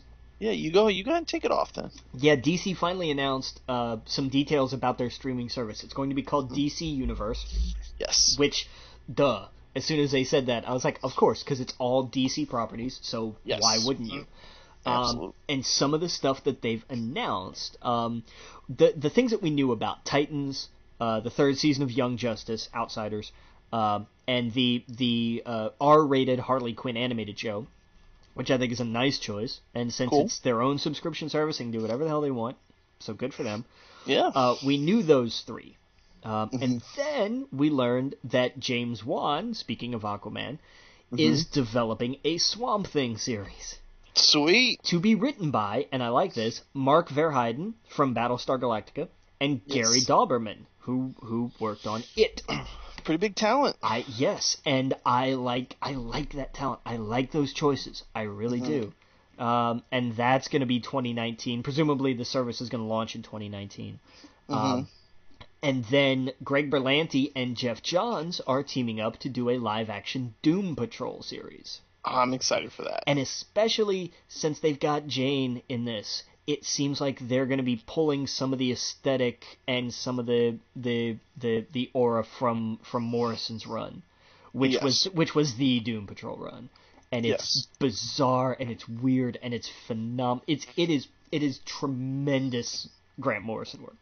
Yes. It's just phenomenal. And interestingly, it's going to be a spin-off from Titans. Oh, really? Well, I could see that happening. They're going to be, like, the one little plot detail that they talked about was they're brought together by Cyborg. Oh, okay. They're going to be a spin-off specifically from episode 5 of Titans. That makes sense. So they're going to be introduced, and then they'll have their own series. Sweet. But that totally makes sense. I think this is a great, the slate that we're going to have is Titans, Young Justice, mature animated Harley Quinn, live-action Swamp Thing, and live-action Doom Patrol. That's bold. Yeah. Those are good choices. I like those choices. I agree. I'm excited for that. Yeah. I am too. As you know, seeing the launch slate of what we knew, I was like, well, okay, that doesn't seem like a lot. And they're like, oh, and we're gonna do James Wan, who, let's not forget, started in horror, and some of his better work, in my opinion, has been in horror. Is gonna do Swamp Thing. Yes, please. I hope they get into the red and all that other cool stuff. They're gonna have to do the red and the green. Or the green, yeah. Well, because if they do, and especially because if they do the green, they're gonna have to bring up the red, and that's gonna lead to Animal Man. Animal Man, yes. We're gonna have a weird DC universe on this app, and I absolutely love it, because Animal Man would be perfect mixing it up with Doom Patrol too. And here is where the thing that I love about this, and seeing that this slate has the weirder stuff. We know what we're gonna have on, we know what we have on CW. We have the grounded-ish heroes. I say a little tongue-in-cheek because of some of the stuff, especially on the Flash. We have kind of like the big people on CW, right? Well, I mean, here's the way that I look at this. The giant names are in the films. Batman, Superman, etc. Those are your movie heroes. They're just going to deal with it. And I don't say this derogatorily. The slightly lower tier, the street level. That's the word I was looking for. These street level heroes tend to be more CW. The Legion of Tomorrow notwithstanding. Legends of Tomorrow. Man, you need to catch up with that show. I know. Excuse me, Legends of Tomorrow notwithstanding. But again, they're more real. They're more the people heroes. Arrow, Black Lightning, The Flash. These are all these are some of the more grounded stories. Even the ones that get wild and weird and way out there. Right. It's still more kind of about the personal side of things. Absolutely, yeah. DC Universe is going to be the out there stuff. It's going to be Swamp Thing, it's going to be Doom Patrol, and the reason that I'm very excited about this, not just for Swamp Thing, and it's going to eventually lead to Animal Man, and we're going to have Doom Patrol, is because here is where you get Justice League Dark. Here is where you get this, and I cannot wait. I want, everything they did in Arrow with Magic, I was like, they're teasing me. They're teasing me, and I know they're going to have Constantine on Legends, and I think that Constantine is going to wind up coming to DC Universe. And I think they are going to start over with Constantine and start building... Well, no, Constantine is going to be in Legends of Tomorrow. Right, I know, but I think that after, he's not going to be there for the entire run of the show. Right, usually what they do is they swap them out every season. Exactly. The 3 will stay, a couple will go. But yeah, no, I agree, man. The DC Universe app or whatnot is basically their Vertigo or their Young Animal now, which I think Doom Patrol is actually under Young Animal right now. It's their a little bit more mature, out there characters. Yeah. And it's, I just can't wait. Because Doom Patrol, I'm not that big I don't know that much about them. What I've read, just very little of them, I enjoyed. It felt like reading the X-Men on acid. Basically. And interestingly, they came out before the X-Men did. Right. I love that. And so I love that. I think that's awesome. They're just like misfits, they're not Superman and Batman. They're like, hey, we have these weird powers and we don't look like them, And I thought that was really cool. So I'm totally excited for this. I've been reading comics more than ever right now. Nice. And definitely grab Morrison's run of Doom Patrol. I didn't get Morrison's run. I'll do that for sure. I grabbed volume 6 of it's basically the start of their new run. Yeah. But because Morrison's was back in the day, and it's Morrison, and it's these characters, and these characters lend themselves to weird and bizarre. So it's no. He didn't have to try to find a way to make things weird. It was already there to begin with, so you can imagine the places he went. And it's magic. It's so good. This was the height of this team. No doubt. Okay. And they've tried to rekindle some of that magic since then, and it's never really come back to that point. But that's a run that you definitely need to read, because X-Men on Acid is a good way to put it. But it's just it's so good, and it's so bizarre. Oh yeah. It's Morrison. What else can you say? Oh yeah. He's doing Green Lantern? Oh, I don't think I have the imagination for that. Well, we'll talk about it next week, because I don't have the articles in front of me. But basically, DC is, how they did Rebirth, right? Right. And it's not an imprint, but it's like, here's a fresh start, but it's not really fresh. But you know what I mean? It's like, here is a line. Marvel's doing it like within a month or so right now, where in about a month you're going to be able to pick up any Marvel book right at the beginning of all the runs. They essentially they mix up all the artists and writers, and they have fresh new starts, right? Okay. Marvel is doing that now, pretty much, and DC is gearing up to do that as well. And one of the DC books is Grant Morrison doing Green Lantern, and they haven't said who he's writing, so I don't know if it's going to be Kyle or Hal or who. But I thought I love Grant Morrison stuff, and I'm interested in seeing him do the universe stuff with the Green Lantern. So I don't know. I'm excited for that. That's going to go to some weird places. Yes, absolutely. Have you been reading any Batman or anything like that? Or reading any comics recently? I have been reading one comic, and it's interesting because in 2 weeks I will be going to the comic store down here. It's R&B Comics and Games, and because I've staggered it so that I will be caught up when I go, essentially, but I'm saving that until that week, because on the 30th is Amazing Spider-Man number 800. Oh, okay. And with that, I will be caught up. I will have finished this odyssey that I started at the beginning of last year. Oh, wow. I will finally be done. I am buried in the middle of Slot's last run on this right now, so I'm pacing myself just to make sure that I catch up at that time. I don't want to rush ahead too far. Is Dan Slott going to be there? No. Oh, no. okay. It's just I want it. I actually want a physical copy of this. It's 800, man.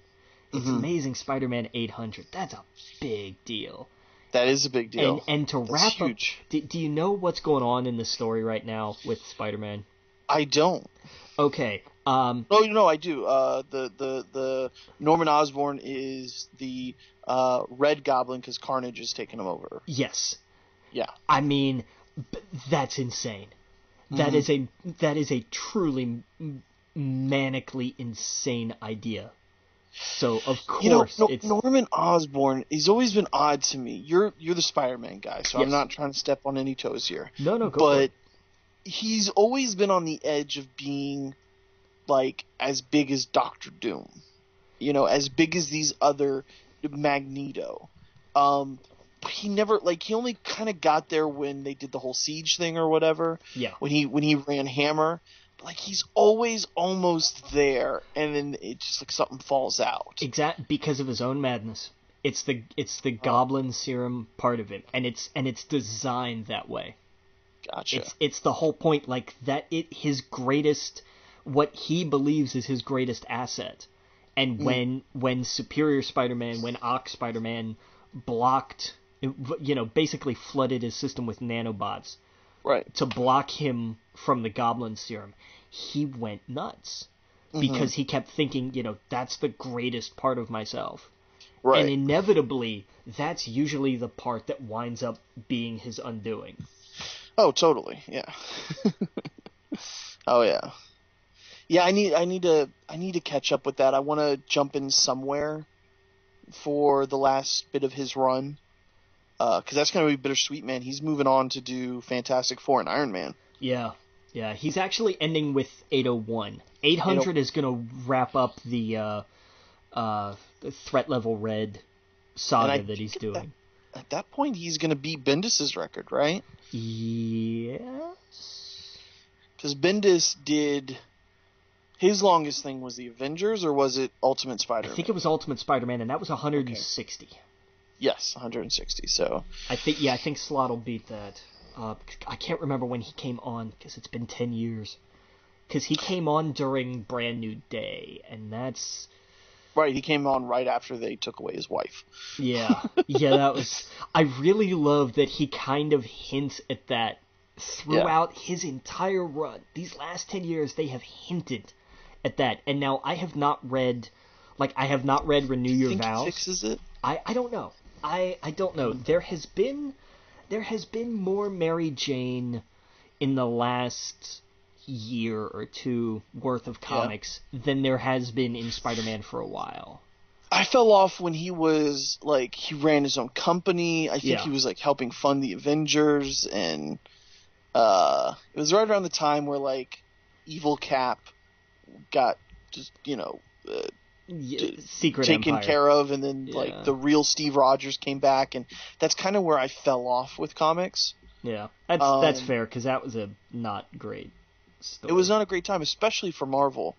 But now that I've come back, I heard like, okay, what's been good? And like the one thing I read that blew me away was Vision. Yeah. Yeah. Tom King's Vision. Oh my God! I hope you read it, and whatever you do, we'll talk about it. Yeah. But he knows how to write relationships. He knows how to, and you can see this in the Batman with Selina. You can see this in Mr. Miracle. It's almost like everything else doesn't matter in those books. Everything else is just noise. Especially with Vision. It's all about him and his wife and trying to figure out what normal means. And it just these little moments, and like him and his dog, because like essentially with Vision, this is no spoiler, he makes his own family. He creates a son, a wife, and a daughter, and he gives them all life, essentially their own AI, just like him. Yeah. And they try to come to terms with being normal and what normal is, and what humanity is, and it's just and then of course everything goes wrong. As it does, Well, yeah, in relationship or whatever. It's just everything falls apart, and it's just the way. It's so heartbreaking, and the Vision coming to terms, and like there's the little things he does where, and this isn't a spoiler, where the Vision, you see moments of him with the Scarlet Witch, and joking and stuff like that, and then you see them tell the same joke to his wife, and it doesn't land. And it's just the way he writes that kind of stuff. It's Tom King. No one on the planet right now is writing better comics than him, in my opinion. And it just shows so well in the Vision. And then and that was the thing, is last year Marvel got so much shit about all the mistakes they were making. There was that one guy they just made the new editor-in-chief, and he was pretending to be Japanese a few years back or whatever. Yeah, like there were so many crazy bad things. Yeah. There was a guy who drew in the X-Men comic, X-Men like 600 or whatever, but he put like the political stuff in it or whatever.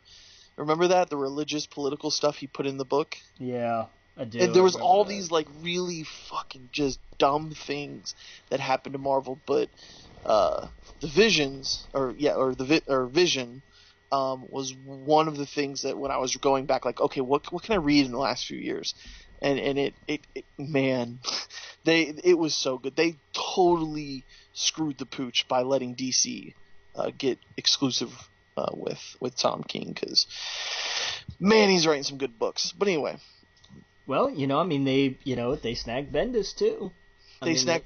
Yeah, man, they just cleaned house with Marvel.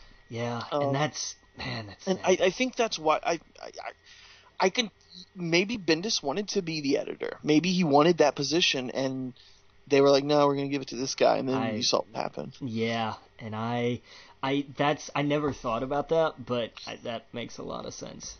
Yeah, he probably was wanting that position, and they didn't give it to him. I don't know. I'm just assuming here. I don't know anything. But maybe he thought he would get a better deal over at at DC. You know, you see people like Jim Lee and how high he's up Yeah. in the company.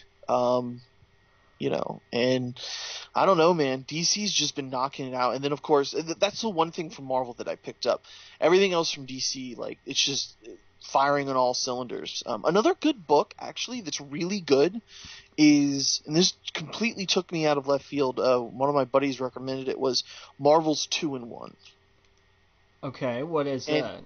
And I thought, well, Marvel's 2-in-1, I would never pick that up. That sounds to me like it's a two comics put together, or it's two characters shoved together, and like they have an experience. All it really is, honestly, is the Fantastic Four book without. That's right. Sue and Franklin, without without them, it's basically Johnny, and it's Ben. And I've read a few issues of it. There's like 5 or 6. I've read 2. And essentially the story is that Ben's doing his own thing. Johnny's trying to deal with the death of them, or not death, but like where they are. Yeah. After everything that's happened, and Ben Grimm, Dr. Doom. Ben Grimm's like sitting in like his storage unit, basically, that Spider-Man bought him to put all the stuff in, because now Spider-Man owns that building. Yeah. And he's sitting there, he's reading the newspaper, and suddenly Doom shows up. He just appears, and of course he's like Iron Man at this point. He's like the Invincible, which is another good book. That's a good one. So anyway, he shows up and he's like, "Hey Ben, I took this from the tower, and I can't open it up, and it was basically meant just for you. Reed made it that way." And of course Ben's upset. He's like, "Wow, why are you trying to steal from me?" And he's like, "Hey, I'm giving it back. Like, this is for you." And of course Dr. Doom, he has his own little, like, he's paying attention to the whole thing. So anyway, he leaves, and basically Franklin tells him, I'm sorry, Reed, not Franklin. Reed tells him in this message, "Hey, if you're hearing this, then that means only you and Johnny are left. And I made a bunch of different messages for different scenarios, but this is the one that is the case. And what you need to do is you need to still explore. And you need to figure out how to get Johnny to go with you to explore. And I know where you can go. Go to this place, and it's the center for the multiverse, and blah, blah, blah, blah." So basically he tells Johnny, he lies to Johnny. He says, "Hey, I think they're still alive. Come with me to try to save them." And then they kind of start their journey. So that's kind of the idea of the book. Okay. Is that they are going to go explore.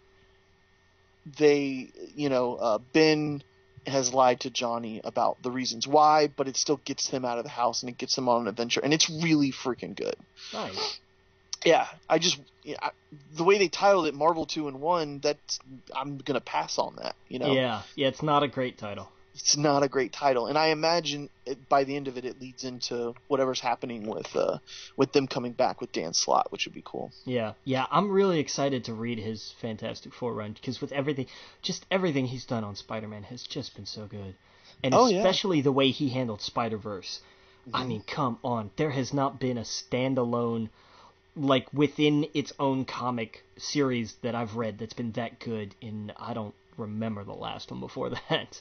Yeah. But he's done a great job, and the man knows New York City. His Instagram is just full of him walking around the city and coming up with ideas and stuff, and I think that's neat. Yeah, so his Fantastic Four is going to be really good. Oh yeah, absolutely. So I'm excited to see what comes out of Marvel soon. And this just means that they lost some heavy hitters. Yeah. It just means we're going to get new young people, hungry and with interesting stories, hopefully. And that's how we got Tom King. Tom King wasn't anybody a few years ago, and now people are like, dude can write. You know what I mean? So, and another fun fact about him: did you know that he was ex-CIA?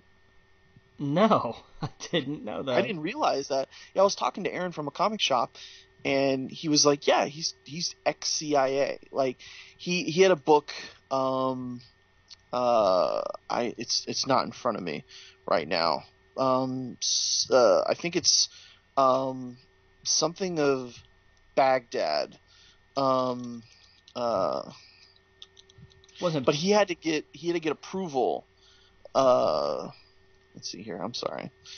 He had to get approval from the government before the sheriff of Babylon. I'm sorry. Okay. and it was a independent comic that he did, and he had to run it by the government basically to make sure that there was nothing in there that could have been, compromising, I guess, for the military. And then he did Nightwing, and Nightwing was a secret agent. He was more that was when he was Grayson, wasn't it? Grayson, yes. Yeah, okay. So he wrote that, and so that was the other thing. DC had to run that again through certain channels to make sure everything was okay, just because of his ties. Sure. But it worked so well with the book because it was like, of course that would happen. Of course they'd have to do this or do that in the book to make sure, he already knew that kind of stuff. So it's funny because I've gone back and listened to some podcasts with Snyder. And I remember him talking about this guy Tom King, and he's like, he's going to be the best. He's and then of course he took Batman over from him or whatever. So I don't know. DC is just they're going on all cylinders right now, and I'm super excited to see what's coming forward with them too. Nice. Oh yeah. But anyway, where were we? We were talking about TV. So Star Wars. Favreau's series is going to take place 7 years after Return of the Jedi, and will feature new characters. Yeah, so it's going to be closer to the original trilogy side of the timeline. We've got a handful of things that are like, oh, it's set in between or whatever. This is more like, well, it's set a little bit after, more or less. Yeah, I mean, this is exciting. To get a television show with old school troopers, and the ones that we remember seeing as kids and stuff like that, and that time frame. You kidding me? Well, that's the fun thing. This isn't going to be like the rise of the First Order, because they're still going to be organizing. They're still going to be organizing. They're still putting together. They're still the remnants of the Empire at this point. It's not. We don't have. This is going to be. I don't know what exactly, but the universe is going to have a spark of life and a thrill where they're like. And the thrill of the unknown of what's coming up. Yes. Yeah, it's good. Man, this is gonna be interesting. I'm fucking excited. I'm so excited for that. Yeah, so that's cool. That'll be probably in a few years, I imagine. Whenever they do that app, they'll probably release with it, or within a year, I imagine. It'll probably be the second year of the app, I'd imagine. Yeah. Oh yeah. Luke Cage season 2 trailer was released. What'd you think of it? I'm kind of excited for it because I think they learned from some of the missteps in the first season, and they've learned.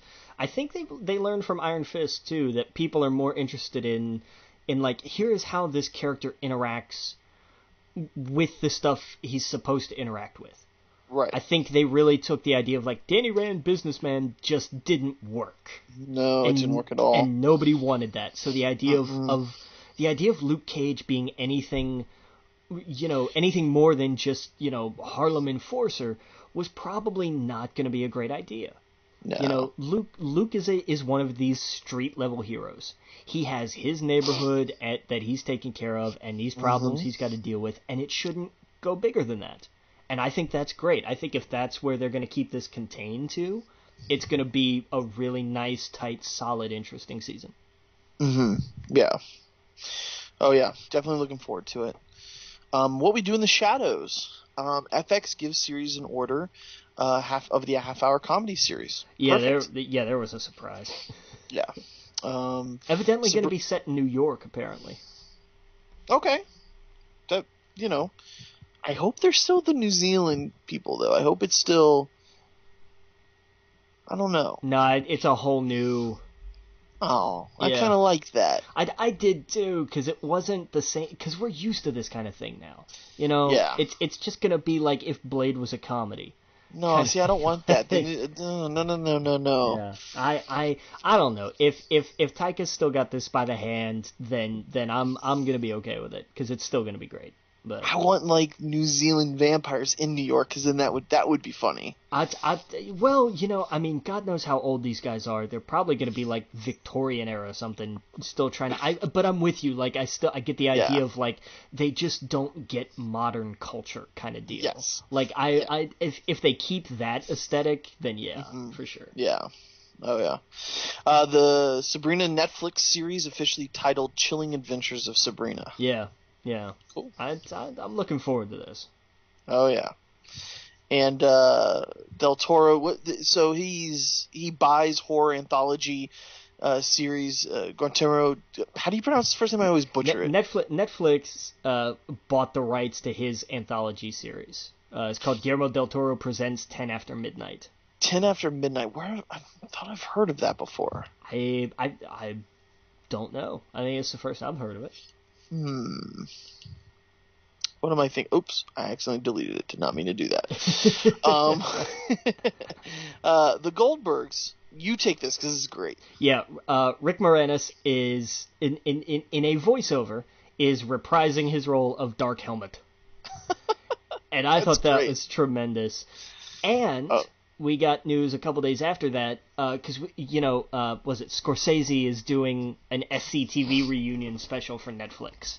And they're all like, well, is Rick Moranis going to be there? And everybody kind of went, he hasn't done any acting in forever. He retired. He's doing his own thing. It's whatever. And they're like, oh, that's kind of a bummer, but everybody else is going to be there, right? Yeah, everybody else could be there. We found out that Rick will indeed be joining the SCTV reunion. There you go. He must be buying a new house or something. Or he's got a kid going through college or grandkids. I think he got a little bit of the bug because there was a private SCTV reunion, a couple of years ago, I think? Yeah. Where it was for charity. It was a charity deal. Right. And he showed up and did some stuff with them. And I think it kind of gave him the bug. Yeah. I think it kind of reminded him, oh, here's why I used to do this, because it was fun as hell. Yeah. And I think that kind of cracked, because I mean when Rick retired, he was just kind of like, I'm done, I'm good, I don't need this anymore, I'm out. And I think that now he's gotten to a place where he's a little less, he's not quite as hostile towards acting. And he's not a shut-in or anything. He's doing his own thing. He's staying plenty active. He hasn't acted. He's had no real want to do it. Yeah. But I think that ice is kind of thawing a little, is what's going on. So it's gonna be interesting. I'm curious to see if he comes back to anything else other than this. Yeah. Yeah, that would. Yeah. Ghostbusters 4. Man, don't even. Don't joke. Yeah. Anyway. Let's jump into some video game news. Nintendo Switch. Online details were announced. Launching in September. 20 NES games at launch. Cloud saves. Smartphone app. Plans from $3.99 a month, $7.99 for 3 months, $19.99 for 12 months. Family plan for $34.99 for 12 months. Allows for one account holder plus 7 other members to share access.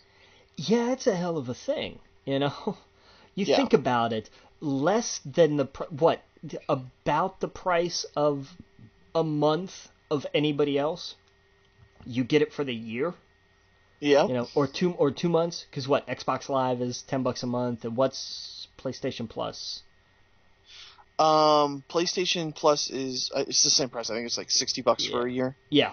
So for $20 a year, you get the Nintendo Online, and I think it's also because they don't offer, as much, so they priced it smart. Yeah, I mean Nintendo's Online's kind of a disaster. Like that being able to talk to somebody through that app, through having to plug things in, just a total disaster. I think the people are going to get this so that they can play Splatoon online, they can play Mario Kart online, they can play Pokemon online that's coming out. I think people are going to get this because the cloud saves. People are going to get this the $20 the 20 NES games plus more games coming out. Totally worth it for all of those things. The last thing that is the big problem, I think, is that whole app and being able to talk to people. That's going to be a disaster. I think people are just going to honestly do Discord from their phones. Yeah, more than likely. It's just so much easier. It's like, okay, hop in the Discord chat. Let's hang out. It's just such a nightmare the other way they did it. Unless they fix it. Unless they're like, hey, you know what? Instead of it making stupid, let's just make it so you can plug in your headphones and talk to people. But who knows? But yeah, man, $20 a year? Are you kidding me? That's nothing. Yeah. That's perfect for this kind of platform, and I hope we get more. The only problem I see is for $20 a year, what kind of games are we really going to be getting each month? The NES games. The NES games, and that's not the sweet spot. The sweet spot is the SNES games. To me, at least, that's what I want to see. I want to see Super Mario World. I want to see Donkey Kong Country. Maybe some Pokemon and stuff like that from the Game Boy. Which, interesting enough, have you seen all the crazy Pokemon news? I haven't. I think just because we're running up so close to E3, I'm kind of tuning out like rumors because there are 12 billion of them out there. It's rumor crazy, and Game Freak just went bananas with it. Oh, hold on, sorry, my you got the alarm going off. My alarm's going off. Sorry. Game Freak didn't help things by tweeting Pikachu and Eevee and the same Pokeball of the leaked image of Pokemon. Let me get the exact title up in front of me. Let me get all that up. I'll get the entire thing in front of me. Of course, it's not listed out nice and perfectly. Okay, so here it is. The leak of the game is called two different versions, Pikachu and Eevee. So it's called Pokemon Let's Go Pikachu, or Pokemon Let's Go Eevee. Oh no, we did no, this is like Hey You Pikachu all over again. No, this is apparently the sequel to Pokemon Yellow. You have my attention. Yes. So you know how you got Pikachu and your rival got Eevee? That's what this is going to be. Okay. Rumor has it that it is going to look a lot more like the 3DS version of Pokemon. Don't expect Breath of the Wild with this, which I'm okay. Pokemon's never been about like no, it's not a graphics exactly right. Like no. Right. And this is not the Pokemon 8. You know what I mean? This is going to be the one in between. Right. So this is so people can have a Pokemon game this year, and then maybe a year or two later we get like a new mainstream, totally its own thing. Right. This also, I imagine, will probably have a lot more of the Gen 1, 2, and 3 Pokemon than the later ones. Who knows? None of that was rumored. I'm just me guessing. But anyway, it's called Pokemon Let's Go Pikachu, Pokemon Let's Go Eevee. Red and Blue will play a role in the story, and your rival are new trainers. Following Pokemon Return, HMs will still replaced with PokeRide from Alola. Online has a hub for players. Pokemon Go integration, which could mean a number of things. Oh, boy. I imagine it will be like how your Pokewalker was for Soul Silver. Yeah. Totally not needed. Yeah. Don't need to do it. But it's like, hey, here's this cool integration thing where if you connect it to your account, you can take your Pokemon with you and walk them, and you get special stuff. Sure. That'll be great for like berries and that kind of stuff. Yes. They also said they like the idea of having a little game to catch the Pokemon. Again, rumors, not anything set in stone, but that's the idea of the Let's Go. You know how in Pokemon Go you flick the ball? Yeah. They something like that. Let's see here. Rewards in game for Go. There's apparently rewards in the game and in Go for linking the two together.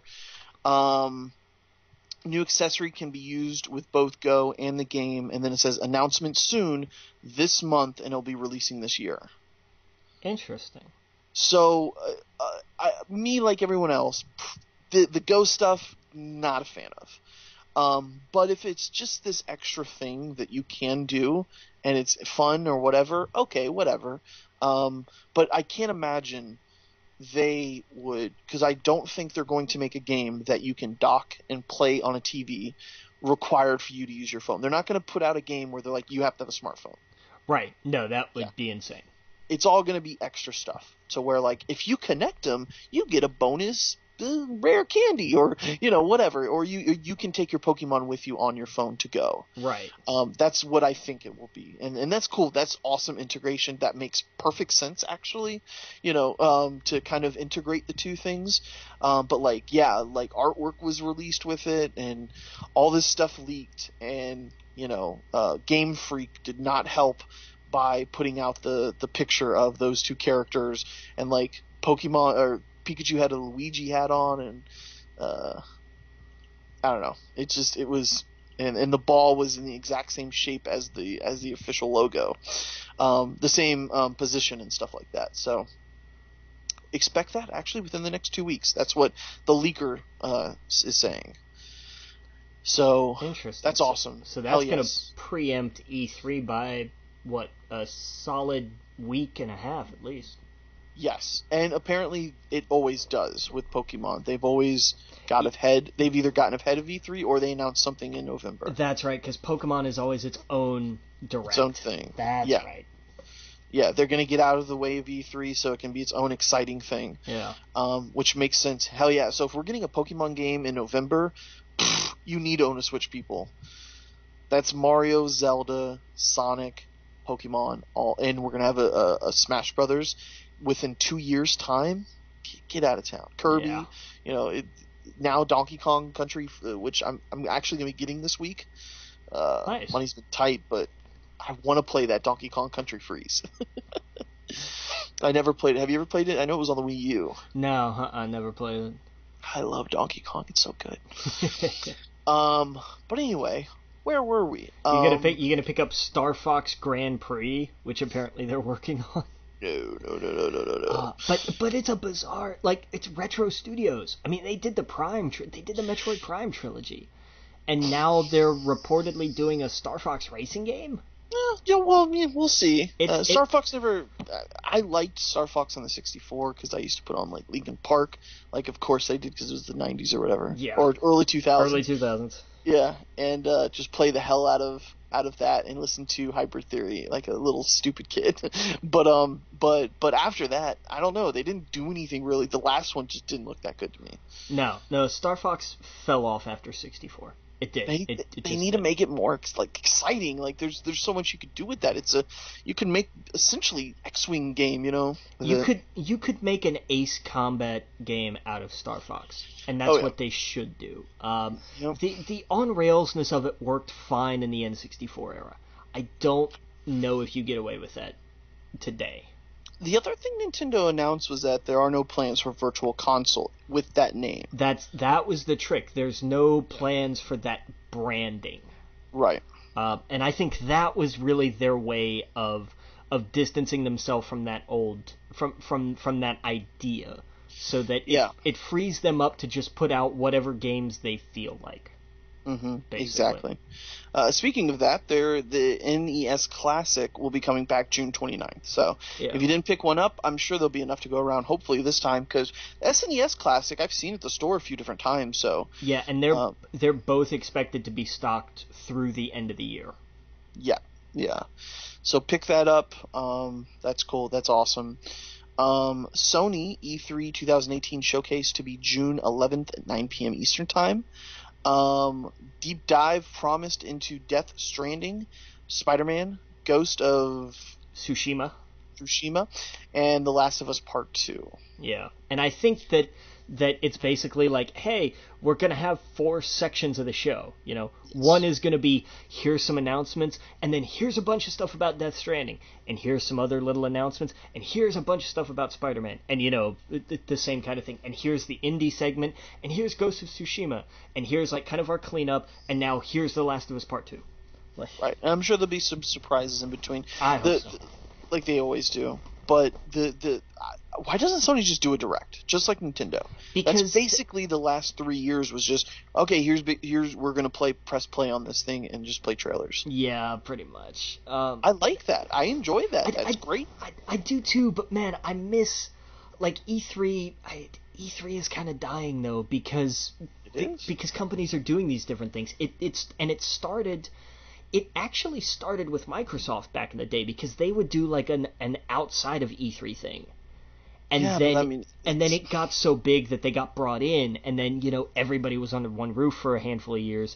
And then Nintendo was the one recently, you know, they decided, we're just going to do a direct and then a treehouse. And it worked, and it did really well.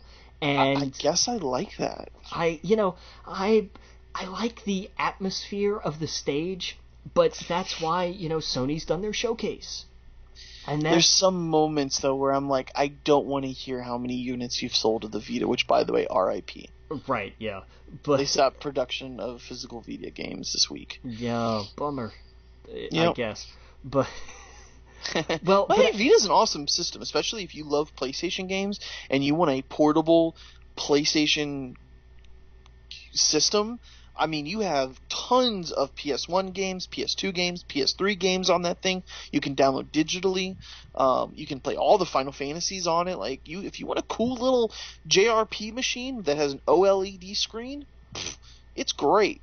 And it sucks. I don't know. I wish the 3DS or now the Switch had competition in that with the mobile market.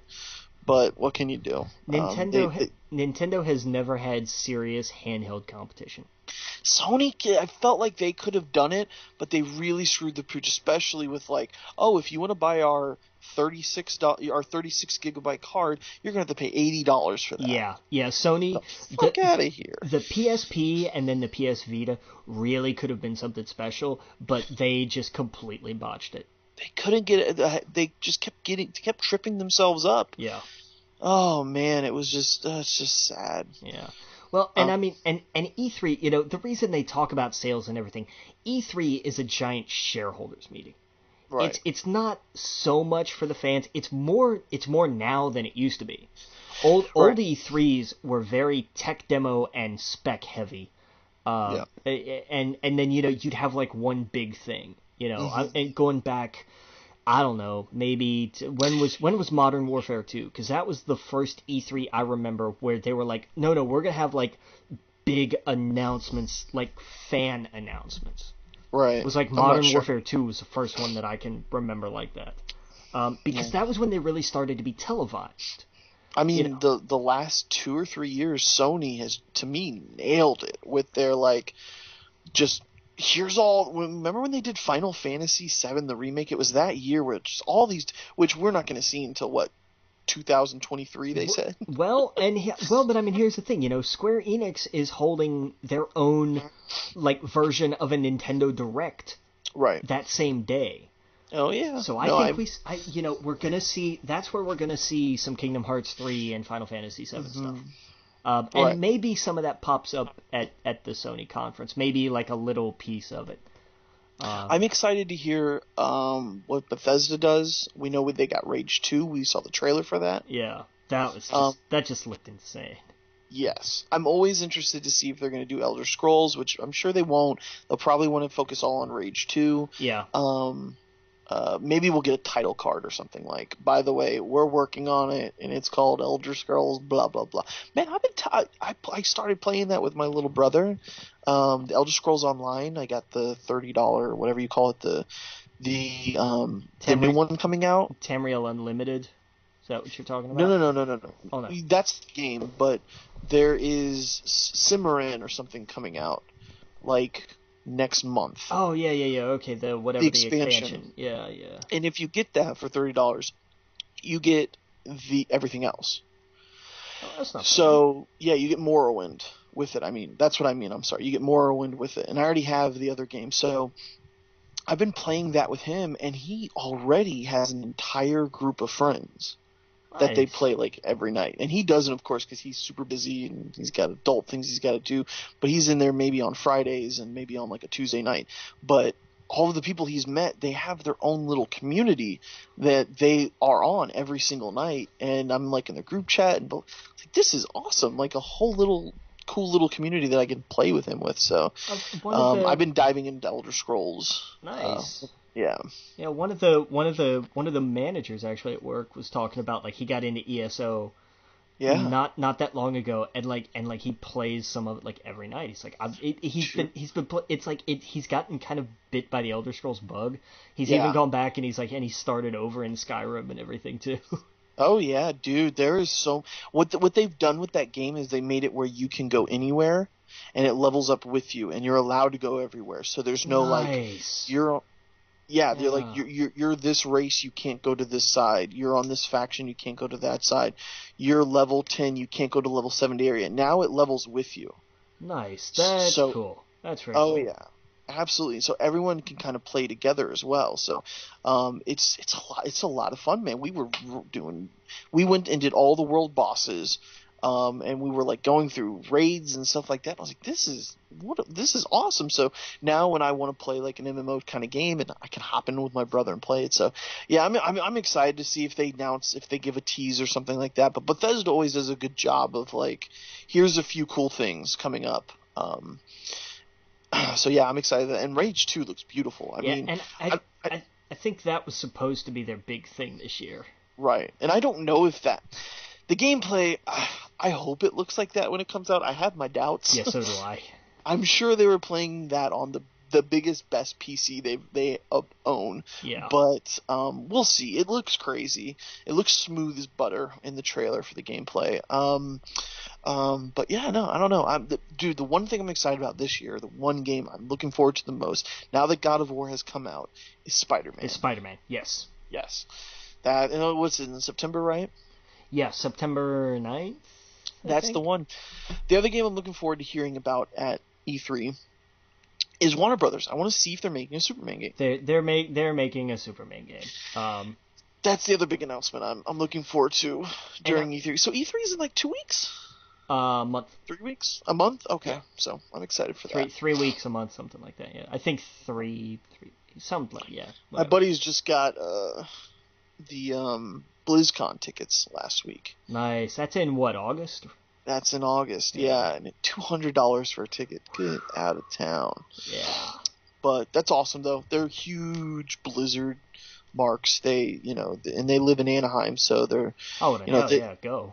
Totally. Yeah, absolutely. And they get to hang out with all their friends and all the cosplayers and to be in that environment. And, I'm totally jealous of them. I'm curious to see at E3. I think one of the things we see at Sony's conference is we get a Shenmue 3 update. Because we have to. Like, they did a whole big thing about that 2 years ago, and really not much of anything since.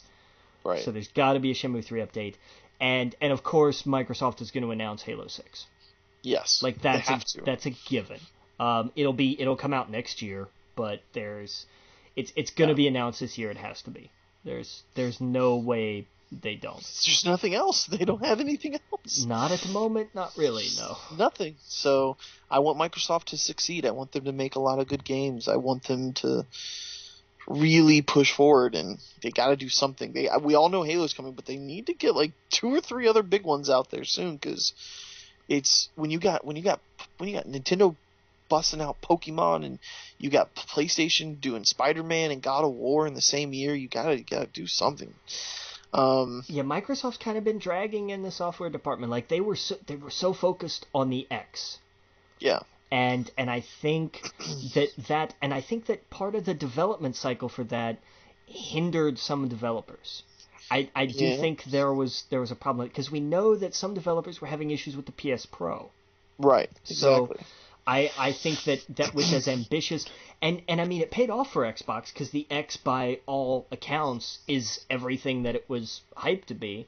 Right. If you're somebody who also has a 4K TV and everything else that you need to go with it. But right. It's worth, if that's your thing, then you're going to get what you pay for. But I wonder what cost there was to developers for that. Right. We've talked about this. I think this is it's a super niche thing. I think if you care about power, you own a PC. and if you don't, then you own a PlayStation because that's where everyone's at. And I just think it's too little, too late. I think they really screwed themselves over with their announcement of the Xbox One, and I really think the only thing they have going for them moving forward is to announce a new system. I think to do it right. I think that well, because I mean, Microsoft came out at their conference and they kind of stumbled over the announcements that they made because they knew how unpopular they were going to be. And then, of course, Sony came out later that night and just laid them on the canvas. Yeah. Like, just absolutely destroyed them. And then, when it came time to do the upgraded versions, Xbox was all about, it's the most powerful, it's gorgeous, look at this. And it was better than the PS4 Pro, and it is, but out of the blue, here comes the Switch, which was the juggernaut that cleaned both of them out. And Microsoft just can't get out of the blocks. What Microsoft needs to do, they've got the X. Just stop with that. Just make games and work with people to make games. If Microsoft came out and said, "Hey, you know what? We've got Halo 6. We've got a new Gears game. We've got, something, give me 3 other things. Give me three other good solid exclusives that I don't see coming." I think we get Forza Horizon announced. Right. I think they announced Forza Horizon 4, which, okay, cool. I loved Forza Horizon 3. I still play Forza Horizon 3. But I don't. But that's not a God of War. Exactly. You know what I mean? That's not Last of Us. Yeah, but I mean that's their Halo. They need something like that. Halo's not even those games. Halo pushes systems. Halo is yes, it does. Halo drives people. It absolutely does. But in 2018, not being Bungie, I don't know if Halo drives a system. It does. It still does. To me, it just seems like a relic of the past. No, because it's gotten it. Trust me, it still pushes. I trust you, but I don't know a single person that talks about Halo, even when the last Halo game came out. Yeah, I don't know. People were talking about Overwatch back then. You know what I mean? Yeah, it's a fair point. The market's just completely shifted. Why are you going to pay $60 for Halo when you can have free Fortnite? Like, I've seen it just totally change to where that kind of, it has to evolve. God of War evolved. It got away from the hack and slash, whatever the hell it was for however many years it was, to it completely changed its tone and setting and gameplay style to fit something better in 2018 that tells an awesome story. Right, and that Halo has to do that, is I guess what I'm trying to say. I don't think so. I don't. You don't at all, because I don't. That kind of game, what other kind of game is out like Halo right now that people buy, that are talking about? I'll give you this. I don't know, because I don't really have my ear to the ground right now. Yeah, they don't make it. Like, the first-person shooters that are coming out now are way more multiplayer. Well, I guess Halo's multiplayer focused. Halo has a lot of solid multiplayer. Yeah, but the last one did not play good at all. I did play that. To me, nothing will beat Reach's multiplayer. Like, that to me was the pinnacle of it. I know some people disagree with me on that, and that's fine. But it's like, I don't know what I'm saying, but it's like Quake was awesome at the time, but it's not anymore. Agreed. And Halo was awesome at the time, but the industry has moved on. Modern Warfare 2 was awesome at the time. It's changed now. Yeah. Now they're all into Fortnite and Battlegrounds and stuff like that. Well, there's nothing that's stopping the next Halo from having some kind of mode like that. That's true. So that's something that'll be interesting, and that won't be announced this year. I'm putting myself in the shoes of someone who doesn't own an Xbox, and that would make me want to get one, is if you told me if they changed it, if they made it a little bit more like what they did with God of War, with it. I don't know. I don't know what I'm saying. And I think it worked with God of War because God of War was very basic. God of War was a simple hack and slash. Right. I don't think you can revamp a first-person shooter like that. Yeah. I just don't think you can. And I don't think you should when it comes to Halo. I think you Yeah. can change. There are plenty of elements about it you can change, and some that you should. But the Halo is always going to be Halo, and what you change is the multiplayer in it. That's what you adapt. That's where you add things. And my problem isn't really anything with Halo. My problem is that's it. Right. Yeah, I was gonna say that Halo is gonna be their thing that sells, and if it comes out at the end of the year, great. If it comes out next year, it's gonna sell like crazy. But there's nothing. Exactly. Like, what are they gonna do? Another Gears of War? Yeah, because the last one went over so well. Right. That's what I mean. It's like there's nothing on the docket where there are a dozen PlayStation games I can think of that are coming out. No, I completely agree with you. I absolutely agree, and that's what I mean. Like, we know there's going to be a Halo. That's great. What else have you got? And to be fair, their slate of exclusives has always fallen behind. Right. Even in the years where it was like, oh, Halo was great and Gears of War was great. Okay, PlayStation has always been able to match that with at least God of War and Uncharted. That's true. Yeah. The original Xbox, they had always made me jealous KOTOR, and they had Obi-Wan Kenobi. Like, they were able to get deals with studios to get some games, and oh man, yeah, I guess they just backed the wrong dogs with studios like Rare and stuff. Well, the problem is that they bought Rare, and they made Rare into the Kinect Sports studio. They did that to Rare. And now the empty pirate game studio. Yes, exactly. And now, Sea of Thieves has some great ideas, but the problem is Sea of Thieves has a few great ideas that you're expected to fill an entire game with just those few ideas. Sea of Thieves was something that looks fun and looks great, and it is in those small limitations. There's not a lot to do in Sea of Thieves. Right. But you know what's crazy? Not a lot to do right now in Destiny either. Well, that's a whole nother thing. And that's the man, like, when Destiny 2 failed as bad as it did, what are they going to do to get people back in when you have I guess I keep going back to Fortnite, when you have something that just gigantic and should I say epic? No, I'm just kidding. In the space, how do you compete with that? You have to come up with something new. And here's the thing. You have to either come up with something that does that better, or you have to swing the other way. That's why, that's why God of War worked. Because God of War had nothing to do with anything like that. Well, no, I mean first-person shooter.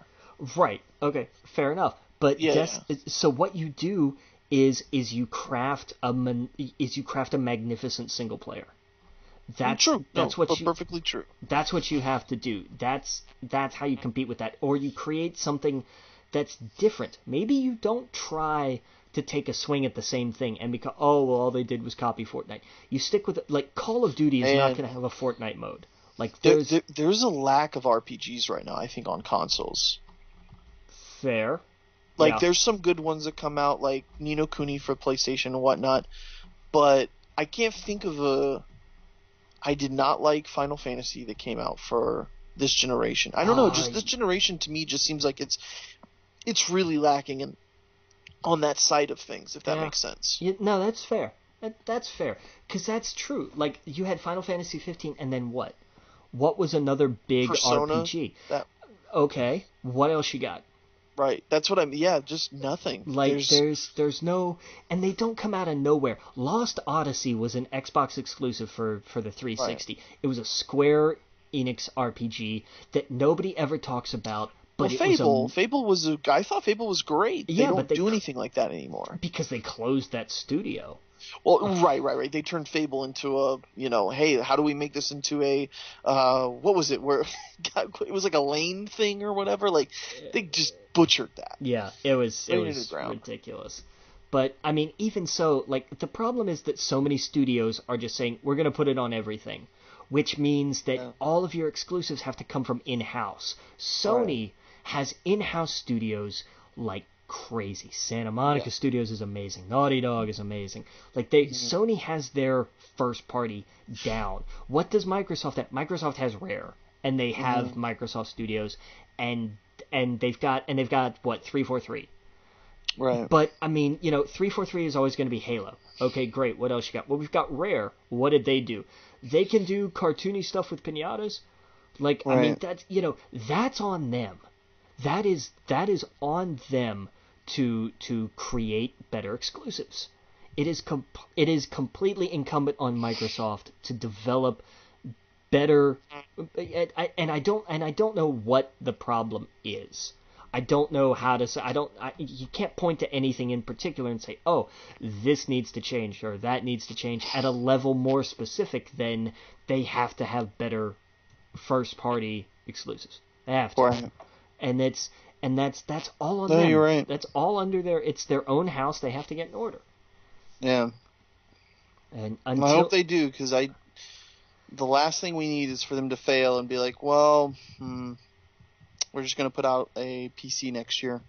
Yeah. No, because the Xbox still sells. It doesn't sell as big as the 360 did, and it hasn't outsold this generation.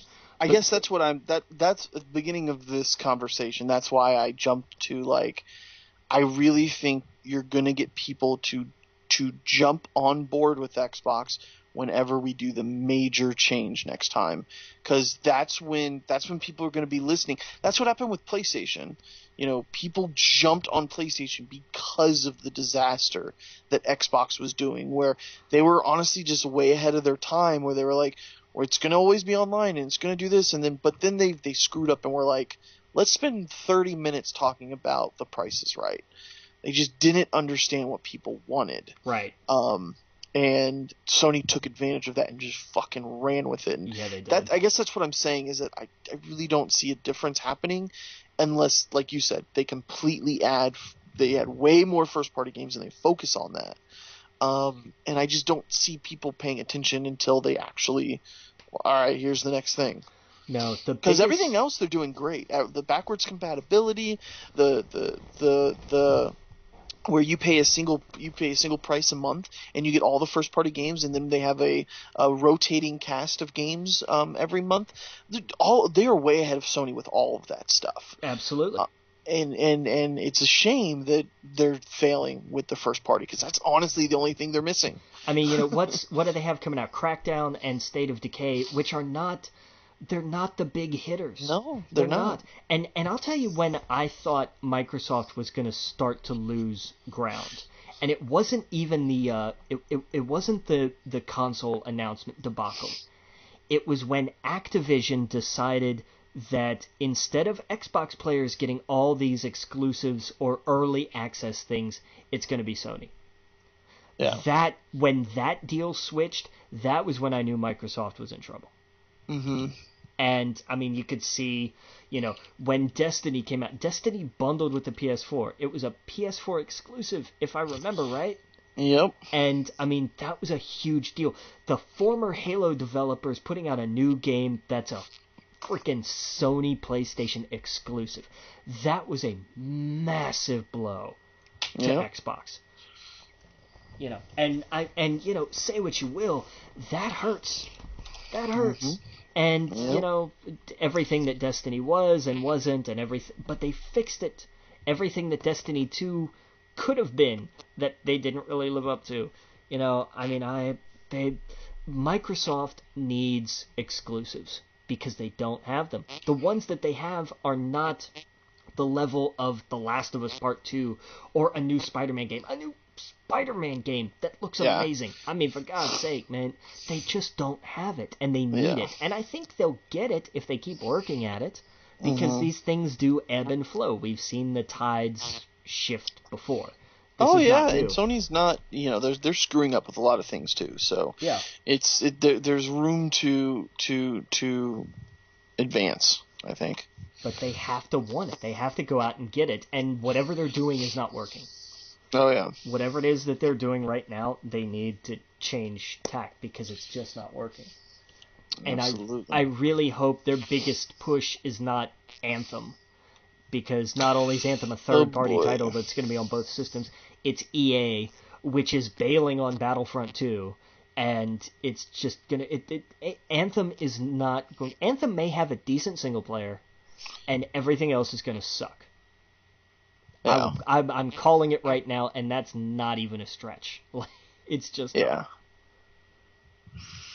Yeah, I'm not excited about Anthem. No, I'm not either. Because it really does look like EA just looked at Destiny and said, we can do that better, and I don't think they're right. Yeah. Yeah. I want nothing to do with those kind of games anymore right now at the moment. Maybe I will when that comes out. Maybe I'll get back into it. I like having a game where I can jump in and talk to my friends and just have it be like a chat room shooter. But you couldn't pay me to go back to Destiny right now. No, I wouldn't either. No. But I think that's it. I think we got to wrap up this episode. Still got little things to talk about. We might talk about some Backlash next week. But I think I'm going to be seeing Deadpool this weekend. I don't know if you are. I'm gonna try. I make no promises. No sweat if you don't. We can wait a week or whatever.